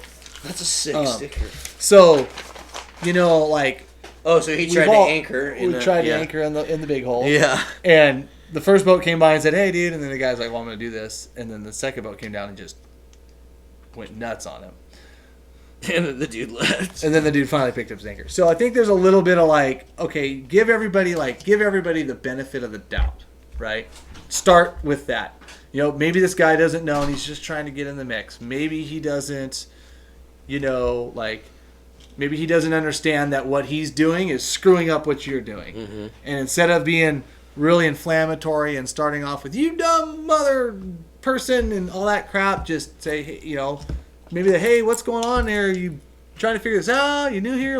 Don't be inflammatory. Just like you said, we all started somewhere. There's going to be a lot of new anglers out there this year, just like there is every year. So, a little bit of that. Sound right? Be nice to me when you see me out there. Except for when you see Clint, make sure you low hole him on your Springer trolls every time. Because Clint, you're getting that 150,000. I'm going to find out wherever you fish, and I will call people in that area every time and be like, "You see that green addicted boat? Just cork him every time." Every single time. It's going to be great. Yeah. What a jerk. I'm new, but I have respect. Yeah, I mean, there's a lot of that. That's good. Always, yeah. Ooh, I like Yep. Don't be a dick. Some of my best friends I've met on the riverbank. Same here, Eric. I agree. Yep. When this guy was corking my anchor spot. Yeah. That's how this addict thing. Yeah. There you go. Yeah. Yeah. Support each other. It's I intimidating. got there before you, It's dude. Should have woke up earlier. I think I told you what time I was getting there, and then you purposely got there an hour before I You did not tell us. I We did know. not have that. We were barely talking. Yeah. I mean, we just kind of had fun that day. 10-4, low hole Clint. Every time you see Clint. Every time you see Garden Frugal. Get him. I'm in a black Aluma Weld. Uh-huh. He's in a green. I don't Yeah. even know what it is. Smoker craft. Kindness is free, yeah. A green fish right. He's in a green fish right with Come fish Evan before Rude. the bash, Phil. That would be fun, but I don't think I can on that day. Got them at Fisherman's. Yeah, we're just reading your guys' comments. You guys have any other comments or questions about etiquette before we do a final giveaway and stuff? There's, like I said, there's over 400 of you guys still watching, so we're just I gonna don't feel keep like we this covered discussion. everything. What did I we feel like miss? I'm missing a lot too, because this conversation should go on for 4 hours. Yeah. At least. Yeah. Like, what are we missing? Yeah. Give away Marlon's boat. No. I Well, need there's my lots of boat. people asking about etiquette and trolling and stuff too, but I don't We know. were trying to keep this a little bit more like river Yeah. centric, Tributary centric, right. guys, just because that's kind of what's going now. Like, it's going to move into the tribs for the most part for a lot of people. Yeah, And I had a guide give us some salmon because we had to put up with someone trolling purposely too close to tangle lines with us. I won't forget the gesture. Yeah. It's okay. Let's see here. How about tying up to a dock? What's the rule on that? Oh my god. What? Oh my god, yeah. Tying up to a dock? What's the rule? The rule should be Don't tie up to the dock. only tie up to the dock if you absolutely have to, no other choice.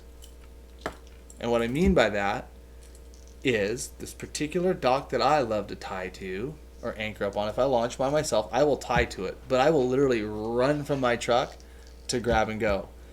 If there's multiple people there, and yes, I understand some people do not know how to run a boat, so I'm not advocating like you just send someone off and be like, go idle this boat and have the guy not. I understand that. But if you're a guide, especially, or if you're a particular individual and you are tied to a dock where people are trying to launch and there's not space and you don't have to be there, like you could be 10 feet off the dock but dropping your anchor, pulled up on the bank somewhere while you're like prepping rods and gear, you're gonna get your ass chewed, and you should get your ass chewed. So tie to the dock only when you absolutely have to, and make haste in parking the truck and coming down and getting off said dock. The dock is not a place for you to wait for other people to show up. It's not a place for you to prep gear. It's not a place for you to do that. It's to help assist in launching the boat, parking your rig, and going down. And better yet, if you have a buddy who can idle the boat off the dock, even better. I understand that sometimes you'll see a boat tied to the dock and two guys sitting in it with deer in headlights look, because they probably see all the boats and craziness going around, and maybe those guys don't know how to operate a boat. And I'm not saying, well, they shouldn't be there anyways, but if they know how to operate a boat, just get off the damn dock. Will you tell your other guide friends that? Oh, there's a few of them that I've even yelled at them. They don't even know it was me. But it's like, if the line's going real slow where I launch, and then I'll walk over to the blackberries and be like, don't tie your line on the damn dock! Get up! So now if they've heard that, then it's me yelling at them. But I'm in the dark. They can't see me. Put his boat, like where you go both sides of the boat, 2 lanes and the middle dock. He put his on the end of it, sticking out on either side, blocking both lanes for someone trying to get in and pull their boat out. It was the dumbest thing I've ever seen in my life. Yeah, it's tough. And like I said, and be honest. What about cutting people's fishing line? All the time. Yeah. Make haste, Grandpa Cam. Yes, Paul. Yes. And Brandon Kinder just messaged me. What about kayakers, paddleboarders, jet skiers? My experience, they're the naive. Yeah, and I will say that there's a ramp I use that's a lot of and I'm not going to say the fishing kayakers, because I think they, for the most part, no. No, it's the freaking... But you have to have that little bit of grain of salt, okay, maybe they're new, maybe they don't know. But yeah, it does seem like that's the worst bunch, because they'll just take their kayak and set it on the boat launch and then walk up to their truck and put their gear on. Sounds like my wife. What the frick are you doing? Get off the dock. That's what my wife would do, because she just doesn't have a clue. She's just trying to go kayaking. She's just free spirited. Yeah. Are you doing the King of the Reach, Rick Erickson? No. I'm not. TJ Hester is, though. Yes. He's going to film an Addicted Life. That's going to be so cool.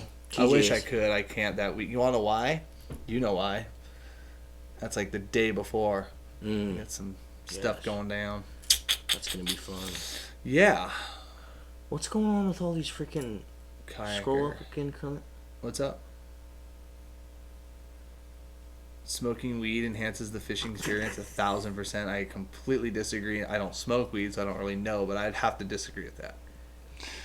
Yeah, water was low, so not much. Drano guides plug the dock. Water was low. Yeah, I think, man, I got a big headache with that. And I have to use the dock. I have to use the dock to type a lot of times I launch by myself. How else do you do it? You know what I mean? Pull up on the bank and, a lot of times there's not spots to do that. Right, no, I agree. And that's why, just the people behind you, you might think, I launched my boat, I'm out of the line, but you're still causing the line. Yeah, see, Dean Doppelman, I completely agree that should not happen. It's what about using your Minn Kota Altera? I've done it. TJ. Okay, so that's cool. He doesn't have an Altera. I can still use it, though. Oh. Because when I launch the boat off, I can push it off with my foot and just have it deployed. Yeah. I can push the boat off, control it, stick it, and then I can just put spot locking and park my truck. And I've done it a couple times. I just don't like doing it. It scares me. It works. It works great. It works awesome. So what Clint was talking about with our bow mounts, we can literally take the control in our hand, launch the boat, set the bow mount down, push it off the dock, just let it go out a little bit, and as you're walking to the truck, hit the spot lock, and then go drive up, and then when you come back, you can literally steer the boat right back into the dock with the bow mount and then step on the boat. It's pretty insane. It's pretty cool. But a lot of times I don't even have the bow mount mounted on the boat. But yeah, you can do that. Yep. Let's see here. Yep, everyone should stop and watch others and see how they fish or use the water. Yeah, absolutely. When in Rome. Yeah. Well, is there any other freaking good questions here or what? Last week I watched the guy back his little boat in the grill of a truck that was already using the launch. It was awesome. It's probably awesome to see that, but it probably wasn't awesome for the guy who got his grill jammed in. Oh my gosh, that would have been crazy.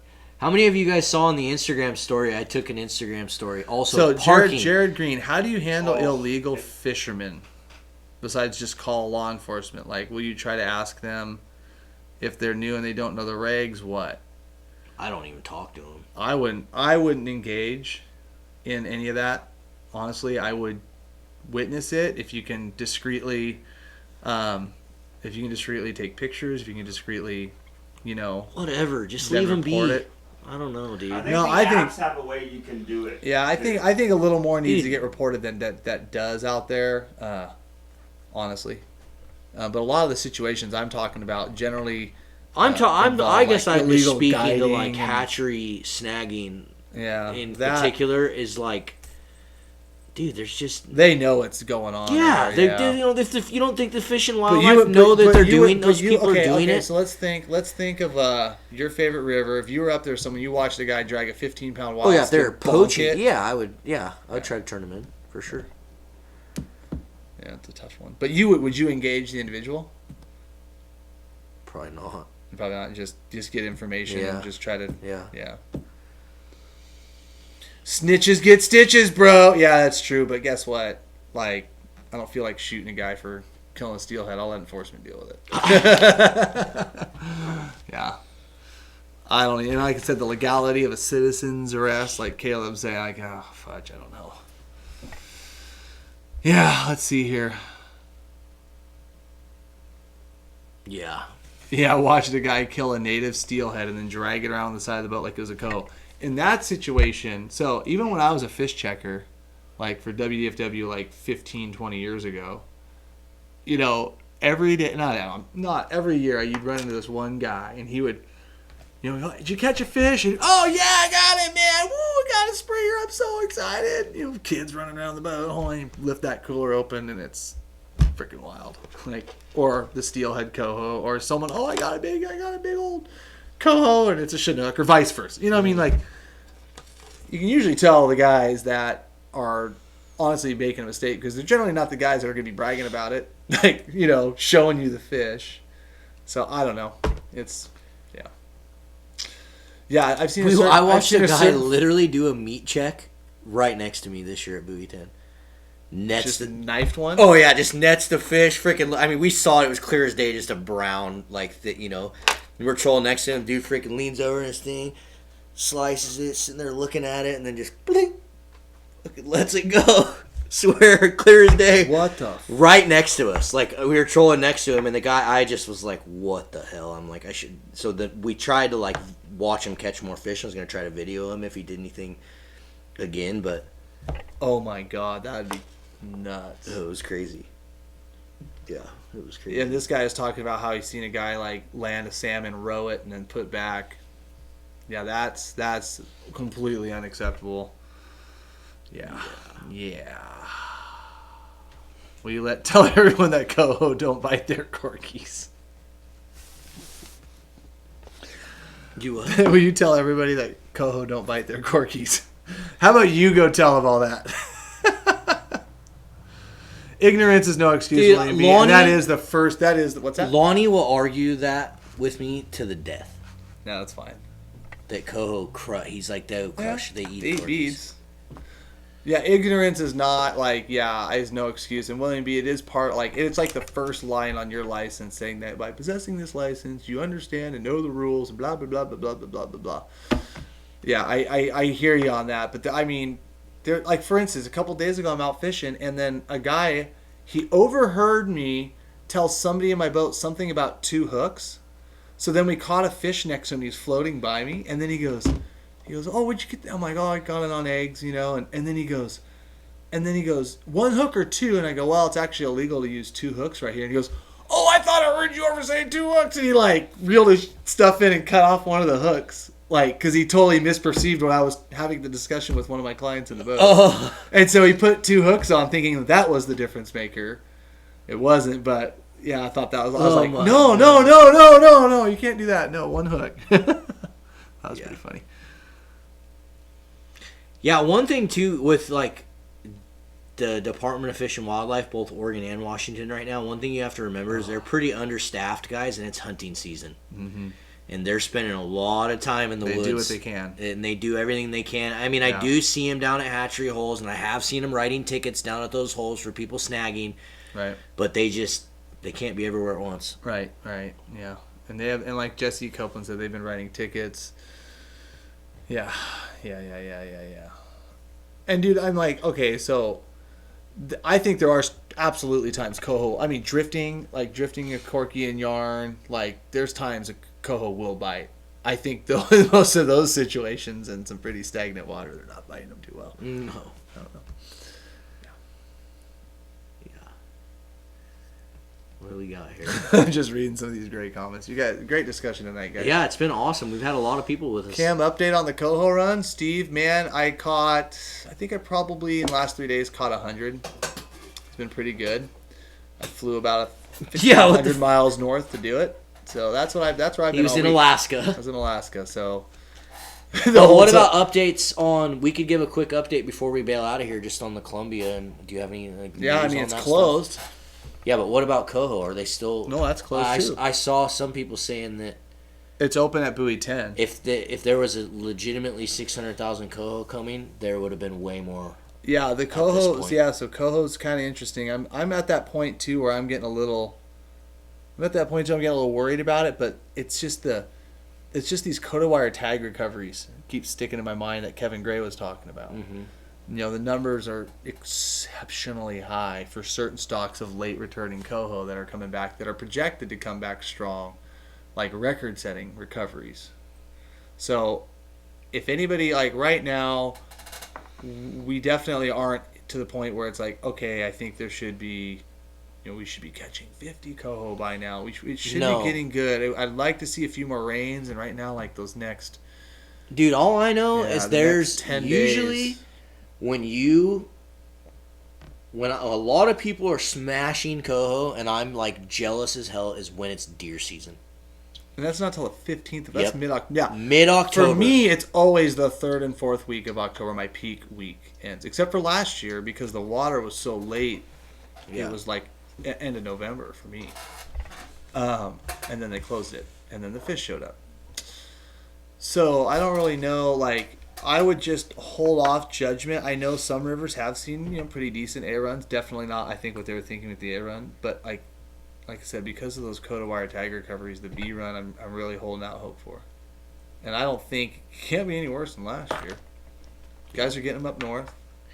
The dam cams, guys. Paul, I saw you ask that question about the dam cams, dude. I am doing everything I can to try to figure out a way to get those things back on. I actually had 2 phone calls already with the powers that be that might have controls at being able to do that, and then I have a meeting that I'm going to be able to attend and hopefully voice my opinion on those very soon. So I am trying to do some stuff with those dam cans. Unfortunately, what sounds like happened was the government came in and said, what in the F are these cameras that you guys are running on this system? 500 people watching here, but go on. With no security basically on them. They were like super insecure networks that they were running the feeds through on these cameras. So the government came in and said, nope, shut these cameras off. You can't run these anymore. But they only showed the window. But maybe what they could be broadcasting it had something to do with the way they were using the connection throughout the whole entire building. Uh-huh. I have no idea. But basically what they told me was that they got way stricter on their network settings, and because of that, it eliminated the cameras.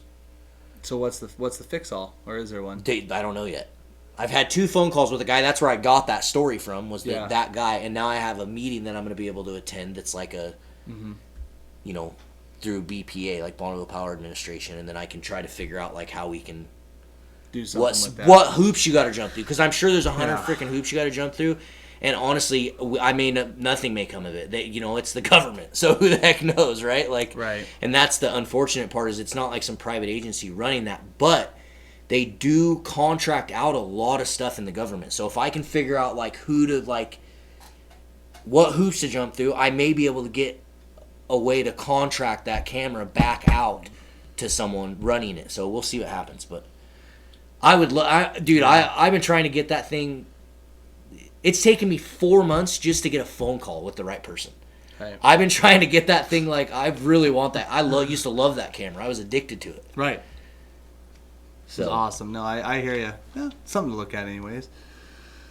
Yeah, government cybersecurity could prevent the cams from ever being a thing again. Yeah. Exactly. That's kind of what I was told. Right. It had to do with government cybersecurity stuff, and so. How do you feel about hunting and fishing being banned when Elizabeth Warren gets elected president? Well, on that day, I become an outlaw. She's not gonna. It doesn't matter. We're not talking politics here, but I would be an outlaw. Yep. Dude, we still have 454 people watching, Clint. Yeah, it's almost closer to 500 now. Jeez, guys, we love hanging out with you. Thanks so much for joining us. We appreciate it. If you guys are on our YouTube channel and you're watching us and you haven't subscribed, make sure you guys tap that subscribe. If you're a subscriber, how many of you watching right now have your bell turned on? How many of you have your notification bell turned on? I'm going to pick a winner from those comments. And if you're on Facebook and you're not... Ricky Simmons, don't start. If you're on Facebook and you're not subscribed on our YouTube... No. You better be subscribed. Did we pick a YouTube or a Facebook winner last time, Clint? It was YouTube. It was YouTube. It was red, yeah. Yes. Me. I love it. All those people that say they have it on, thank you so much. Yeah, and a funny thing is a lot of people... we've been saying this now in a few of the seminars and a few of the podcasts and stuff too. A lot of the guys, like, if you guys want to help Fishing Addicts grow and you guys really want to help us be able to do other things, deliver better content, increase the production value of these live feeds. Actually pay Clint some money. We'll never do that. I haven't even got a super chat. We'll hire. Yeah, no kidding. No one got me glasses. Everyone donated money to get me glasses. I never got any glasses either. How's that $3,000 fish finder you're sitting in your boat? Anyways, moving on, guys. But for those of the guys that really want to help, if you want to help expand like Addicts and help us doing what we're doing, share our YouTube with your family and friends. Watch our YouTube. Post about those videos, whether it's tutorials, whether it's Addicted Life. Share out the YouTube. The best thing you guys can do. Sorry, I can't mean to cut you off, but the best thing you can do on YouTube is when we publish a video, give that video a thumbs up. Text message it to a couple of your buddies and drop a comment on the video. Yep. That helps us more than you know. That is what YouTube uses to decide whether they want to show our content to people. To other people, to recommending it. And it's let's just be honest here, guys. As it gets more recommended, as we get more views, as we do stuff like that, we do generate more money that we add to doing better things. We add to doing better things and producing better content and doing better live feeds and doing better videos. And I see Brandon Aga with a nice $2 chat, which we appreciate all the super chats. To Clint's Pineapple Fund. Woo! We'll buy him a pineapple. Hey, Thank you, Brandon. They need to close the chat and thumbs up it right now. There's 300 on YouTube and only 150 thumbs up. Yeah, there's 300 people of you, 300 of you on YouTube right now, and only 150 of you have freaking given us a thumbs up. So close the little chat window and thumbs up. So we have another super chat from YouTube from Pharaoh Prism. I think Haro Prism. Yeah. Borax or wet cured eggs, and what is the opinion on the best store-bought eggs? I really Dean Doppelman. What is that Snapple bottle? Oh, it's just I was drinking it. Oh, it's tea. Is that okay? No, I just saw it in the camera. I'm like, I don't know that thing was sitting there. We are Snapple Pro staff. Yes. Now? No, just kidding. Anyways, I like store-bought eggs. Man, I don't really know because I used to use Ammerman's store-bought eggs way back in the day. His were the best. Right. I'm talking way back in the day. If you're gonna go buy store-bought eggs, buy his. Okay. If it's your only option, right? In my opinion, there's some new ones out now. So I'm just all I'm gonna say is I'm not real familiar with store-bought eggs. I do for salmon I do prefer wet cured eggs, in just using some over-the-counter commercial market stuff. And Brady Taylor, thank you so much for the super chat, buddy. Yeah, and same with Tommy Weller. Totally left me out. Yeah, look at that. Just a tip. to Cam and Marlon split 50-50. He bought us both a beer. Tommy Weller, Thank thanks you, so Tommy. much, buddy. Appreciate it. Feed's over. But back to the wet cure. I prefer the wet cure, like just the Pro Cure Red Hot Double Stuff, the brines. Those are really good cures. If I'm going to do steelhead, I would do some, if you wanted to do borax. But for salmon, I definitely like the more chemical cures, more that would cure them wet. I prefer that. Hopefully that helps answer your questions. Yep. A lot of these people, and it's so funny how many people don't have Facebook. All you guys that have your notifications turned on YouTube, thank you so much. We appreciate it. We've been trying to put out videos like every single day. We have an epic one coming. I filmed that sturgeon eating that twitching jig. I filmed the whole fight, the whole thing. That's crazy. Yeah. Tell the story. Screw it. We got 500 of you guys watching. You guys want to hear a cool story? So I was fishing this weekend on a river for coho, twitching, and we were doing well. We had caught a couple coho. We were getting a lot of chinook that we had to release because you got to release those in most rivers right now. Mm-hmm. And we're fishing this hole in particular, and my buddy's twitching, and he gets his jig kind of close to the boat, and I shit you not, about a 50-inch sturgeon comes out of nowhere and eats his twitching jig at the boat. Like, dude, it ran it down like a bass. Like, you remember how the tarpon came up and ran? Dude, that's how it ate it. Just out of nowhere, comes out of nowhere and just... And he freaking hooks the sturgeon, and the thing just... And it's on a Guide Select, a 7'6", 8 to 17 pound Guide Select Pro with like 30-pound braid, 15-pound leader. And he starts fighting it, and I'm like, we're not getting this thing in, dude. Just break it off. He's like, F that, I'm getting this in. And it was 12 minutes. 12 minutes exactly on the camera. Clint rules. I don't know a Clint. Yeah, his name's... I just see. Thank you very much, Michael Norcutt, for Clint rules. I don't know a Clint. Do you? I don't. Clint, if I airdrop you the picture, can you put it up? Yeah, I can pull it up sweet. on Facebook. Yeah, post that picture. Yes, he It's can on the pull... Mustad. Haters say it's fake. Tommy Wellner says about the Dude, sturgeon. I have it on video. Like, and you can see our reactions in the video. There's no way to fake it. Matt is like freaking out, dude. Because I saw it and I went, okay. I'm like, I told Matt when we landed it and let it go, dude. I'm like, if I did not just get this entire thing on video, there's no freaking way one person would believe us. It's funny because I'm Is it like, on your phone? Yeah. I'm like on the You airplane. can airdrop it to me. There's so many cuss words in it. And I dropped the F-bomb like 30 times. Dude, at one point, the thing is like on the Guide Select, and he has the rod against the side of his gunnel, and the thing is like, I do not know how it didn't break, dude. It was bent completely under the boat, and he was resting it on the gunnel. Dude, it's freaking was insane. It's funny because like I was on the plane in like Cordova, And you I finally got reception. So I'm like looking through Facebook and looking through stuff, and I see that picture of like these guys with somebody bought Chris Barrow bought Clint a beer. Yeah. He'll drink it alone. Clint, I'm airdropping you the pictures. Anyways, I saw that picture and I'm like, what are you guys trying to do? Like, and I'm like totally not even like buying it. So I get to Anchorage and I call you and it's not like, hey, how was your trip? It was like, dude, we got a sturgeon on a twitching jig. And I'm like, yeah, right. And no, I now believe you. Dude, It was funny because that was like the first for thing one, you told me. you know me, and I would never try to do something that stupid and fake. It's pretty fake. Dude, it I was believe you. unbelievable. And there was two other guys in the boat with me, and Jerry was fishing in his dad's boat, and Vern, and they witnessed the whole thing. So we had 5 witnesses that saw us catch it. That's so cool.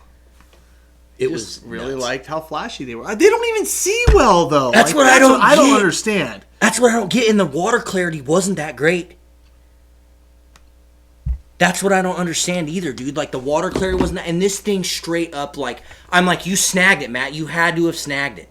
But, dude, we pulled it in straight up. I mean, it was right. You'll see me in the video. You'll see me pulling the jig out of his mouth.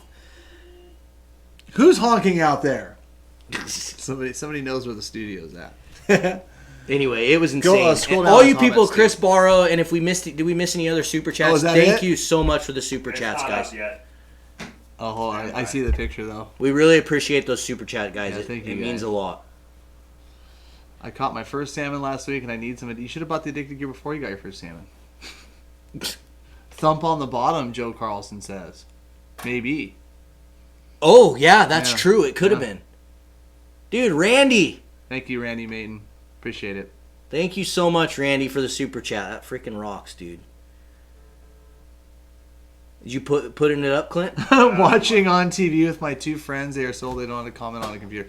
You know what, though? But that's okay. Thanks for watching on the TV, John. Appreciate it. Yes, we Just appreciate it. Like, we had our etiquette discussion. If I don't see, much on that, we'll just talk a little twitching jigs here. Yeah, we can. You got that picture up yet? I can drop you the Chinook, too, that I caught. It's a beautiful Chinook. Can you twitch frogwater, Phil? Absolutely. Oh, yeah. Luck-and-flutely. In fact, sometimes that is really what you need in those froggy water situations to put a lot of movement, a lot of action on your jig. And that's sometimes where they excel.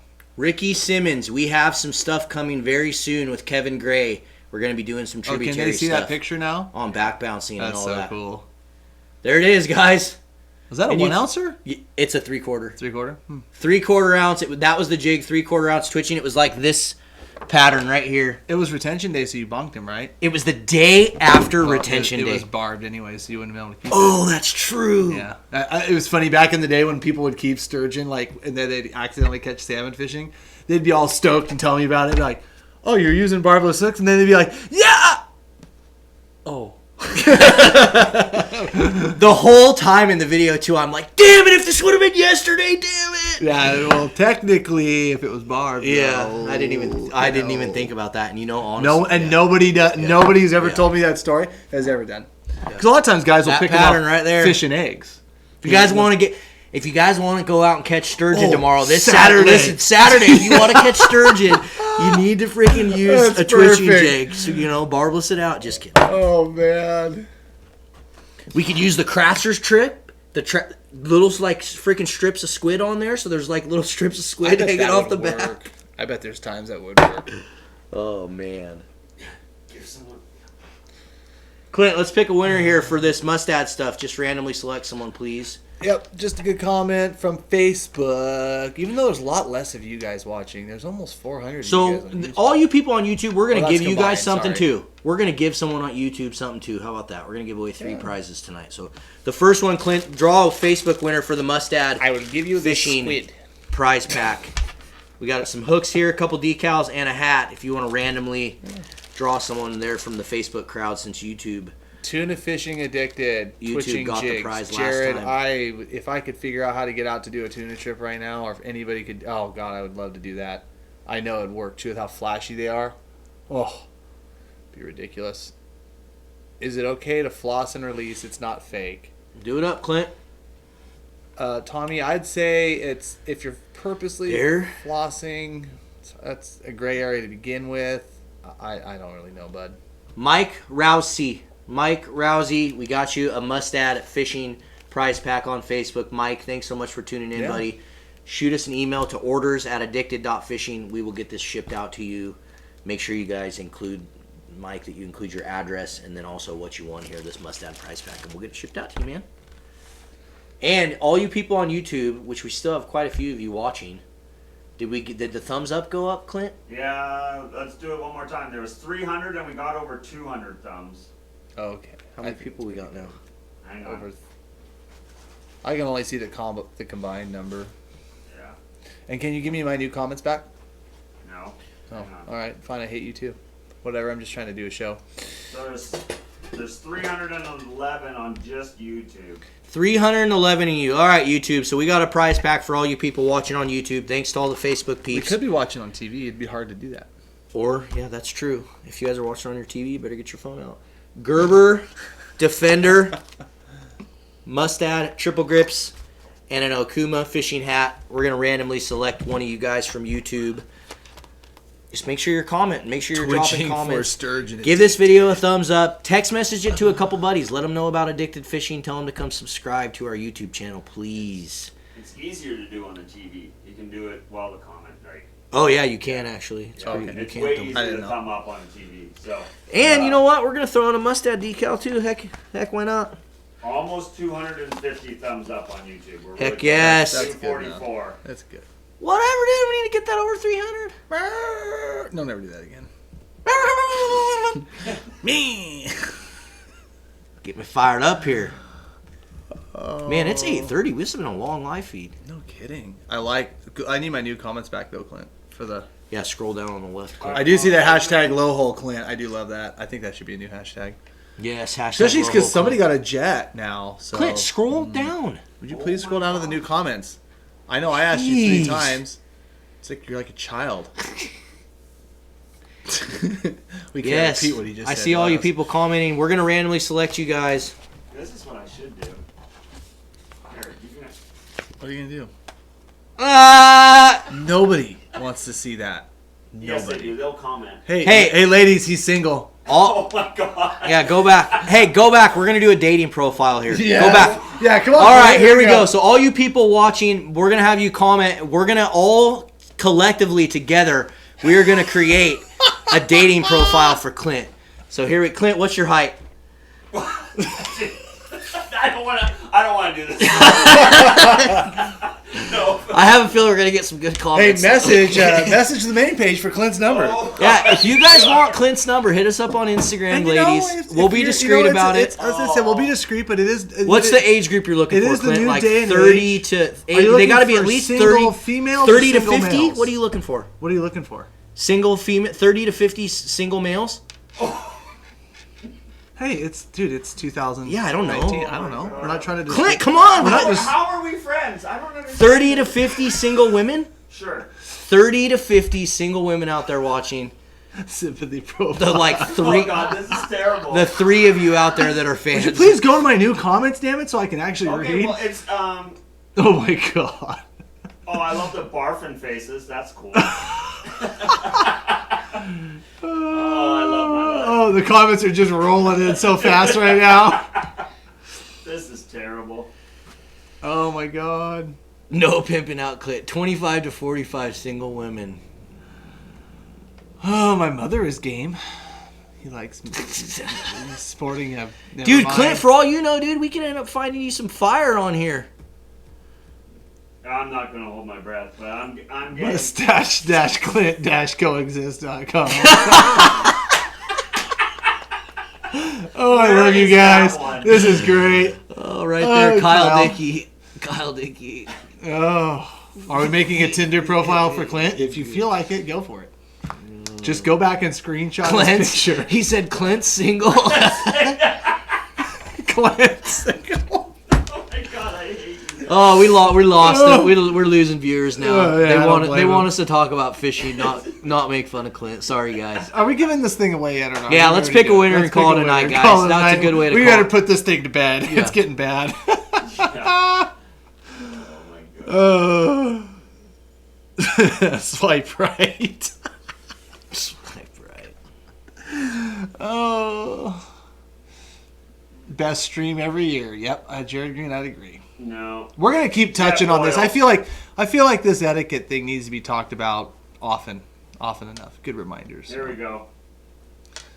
Kate Beeman. Kate Beeman, you won yourself a little prize pack. We got you a Gerber Defender. These things are pretty sweet. They hold your tools. And what's nice about them is they have a lock on them, so you can put like really heavy. Like I even sometimes will put my pliers on there and it'll hold them because it locks it in. Then you push the little release on the side. Gerber Defender, pretty sweet. Yep. Okuma hat. Mustad comment, hooks. And then we got a Mustad decal. So Kate Beeman, please shoot us an email to orders@addicted.fishing. Orders@addicted.fishing, and we will get this shipped out to you. Make sure you include your address and It's what just you want. getting good. What are you talking about? And Mike's gonna stab me because he has so many things to ship out. Yep. Probably a great idea to review quarterly. Yeah, Matt, I think, we need to keep these discussions going, especially, and stuff like as the seasons just kind of roll on. Keep bringing it up. Maybe we'll bring it up, try to bring it up every week. Maybe have a little mini discussion on etiquette. And it's like real it. important, Especially as the Especially- rivers, as we go into like bank fishing, you get this dynamic of like bankers and boaters fighting with each other, and Well, it's as just, we get into the situations where we don't have enough fish, like I know a lot of it boils back to that. There's just less areas to fish, right? And so you have more fishermen. It seems like more and more fishermen are getting out there, but we actually have less and less licensed sales every year. But there's less opportunity, less places to fish. So I think it's going to need to keep getting brought up. I agree. Unfortunately. Unfortunately.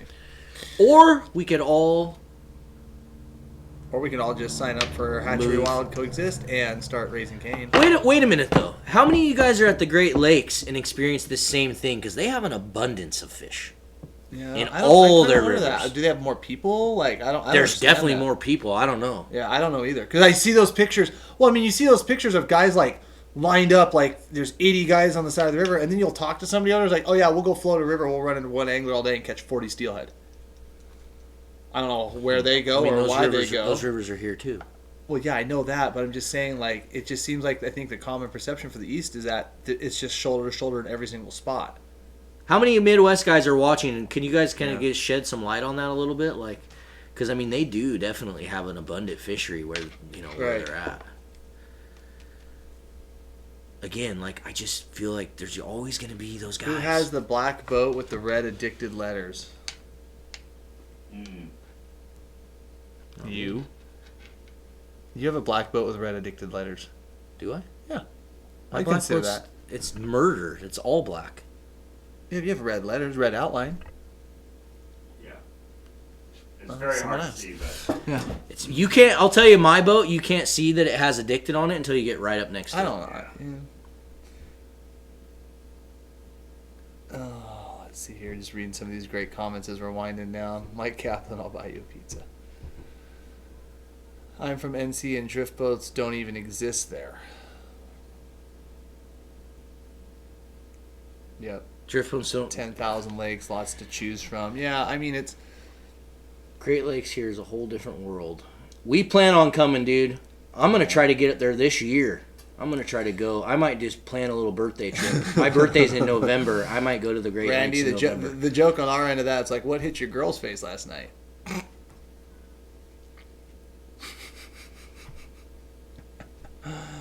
so far off track. I know. Do a 50-state tour like SBI. We're not thinking about doing a 50-state tour. We're thinking about What doing is like this a guy talking about? 50-river tour.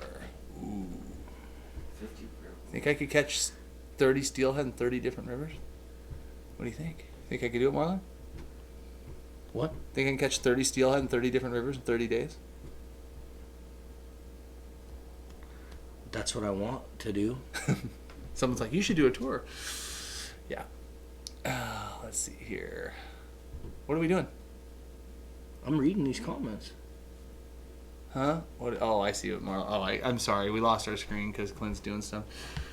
Fishermen of the Great Lakes, and they're the best salmon season in years, but they have their ups and downs. Salmon, steelhead. Clint, that link is not right. What the heck? It's got like an emoji. I don't know. Yeah, in Facebook it puts like a.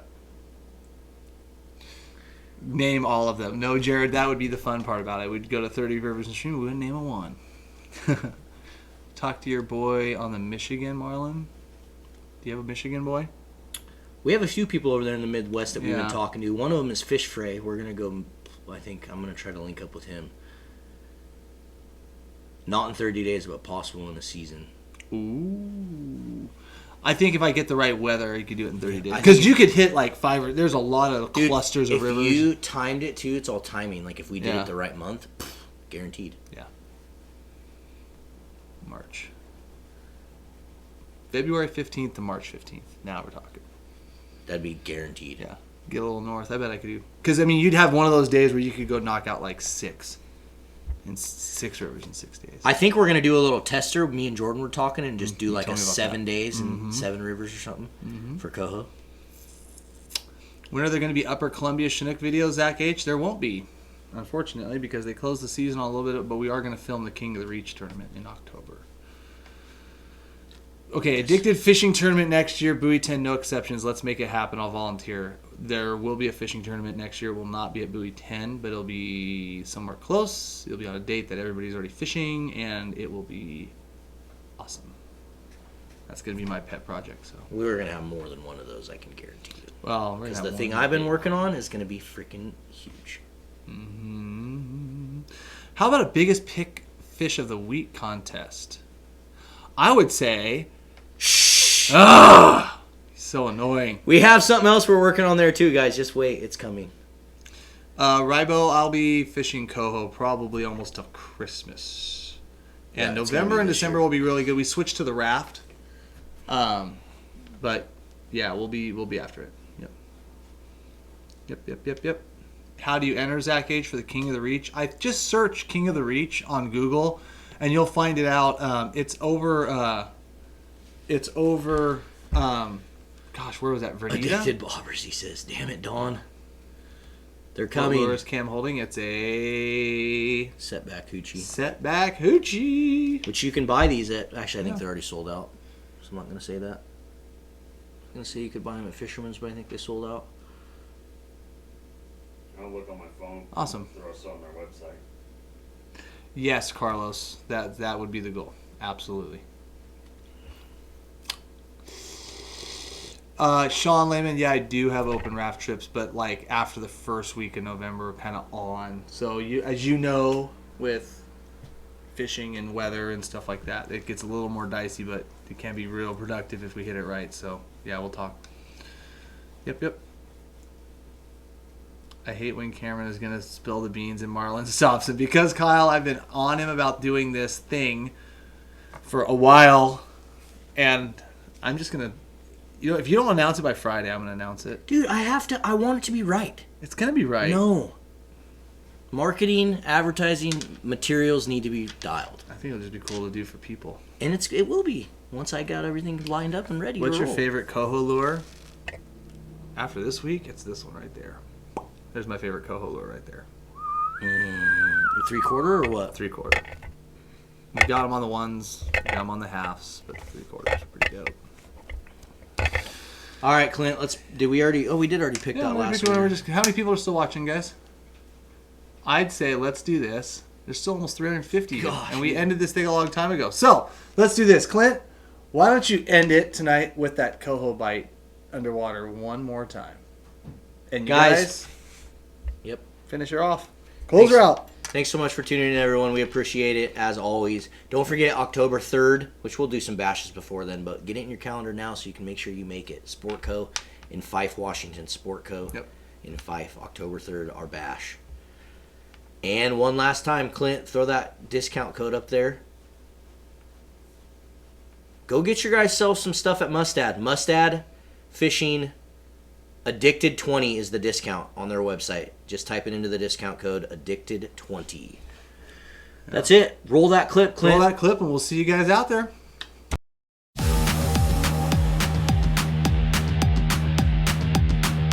Oh, get rid of that.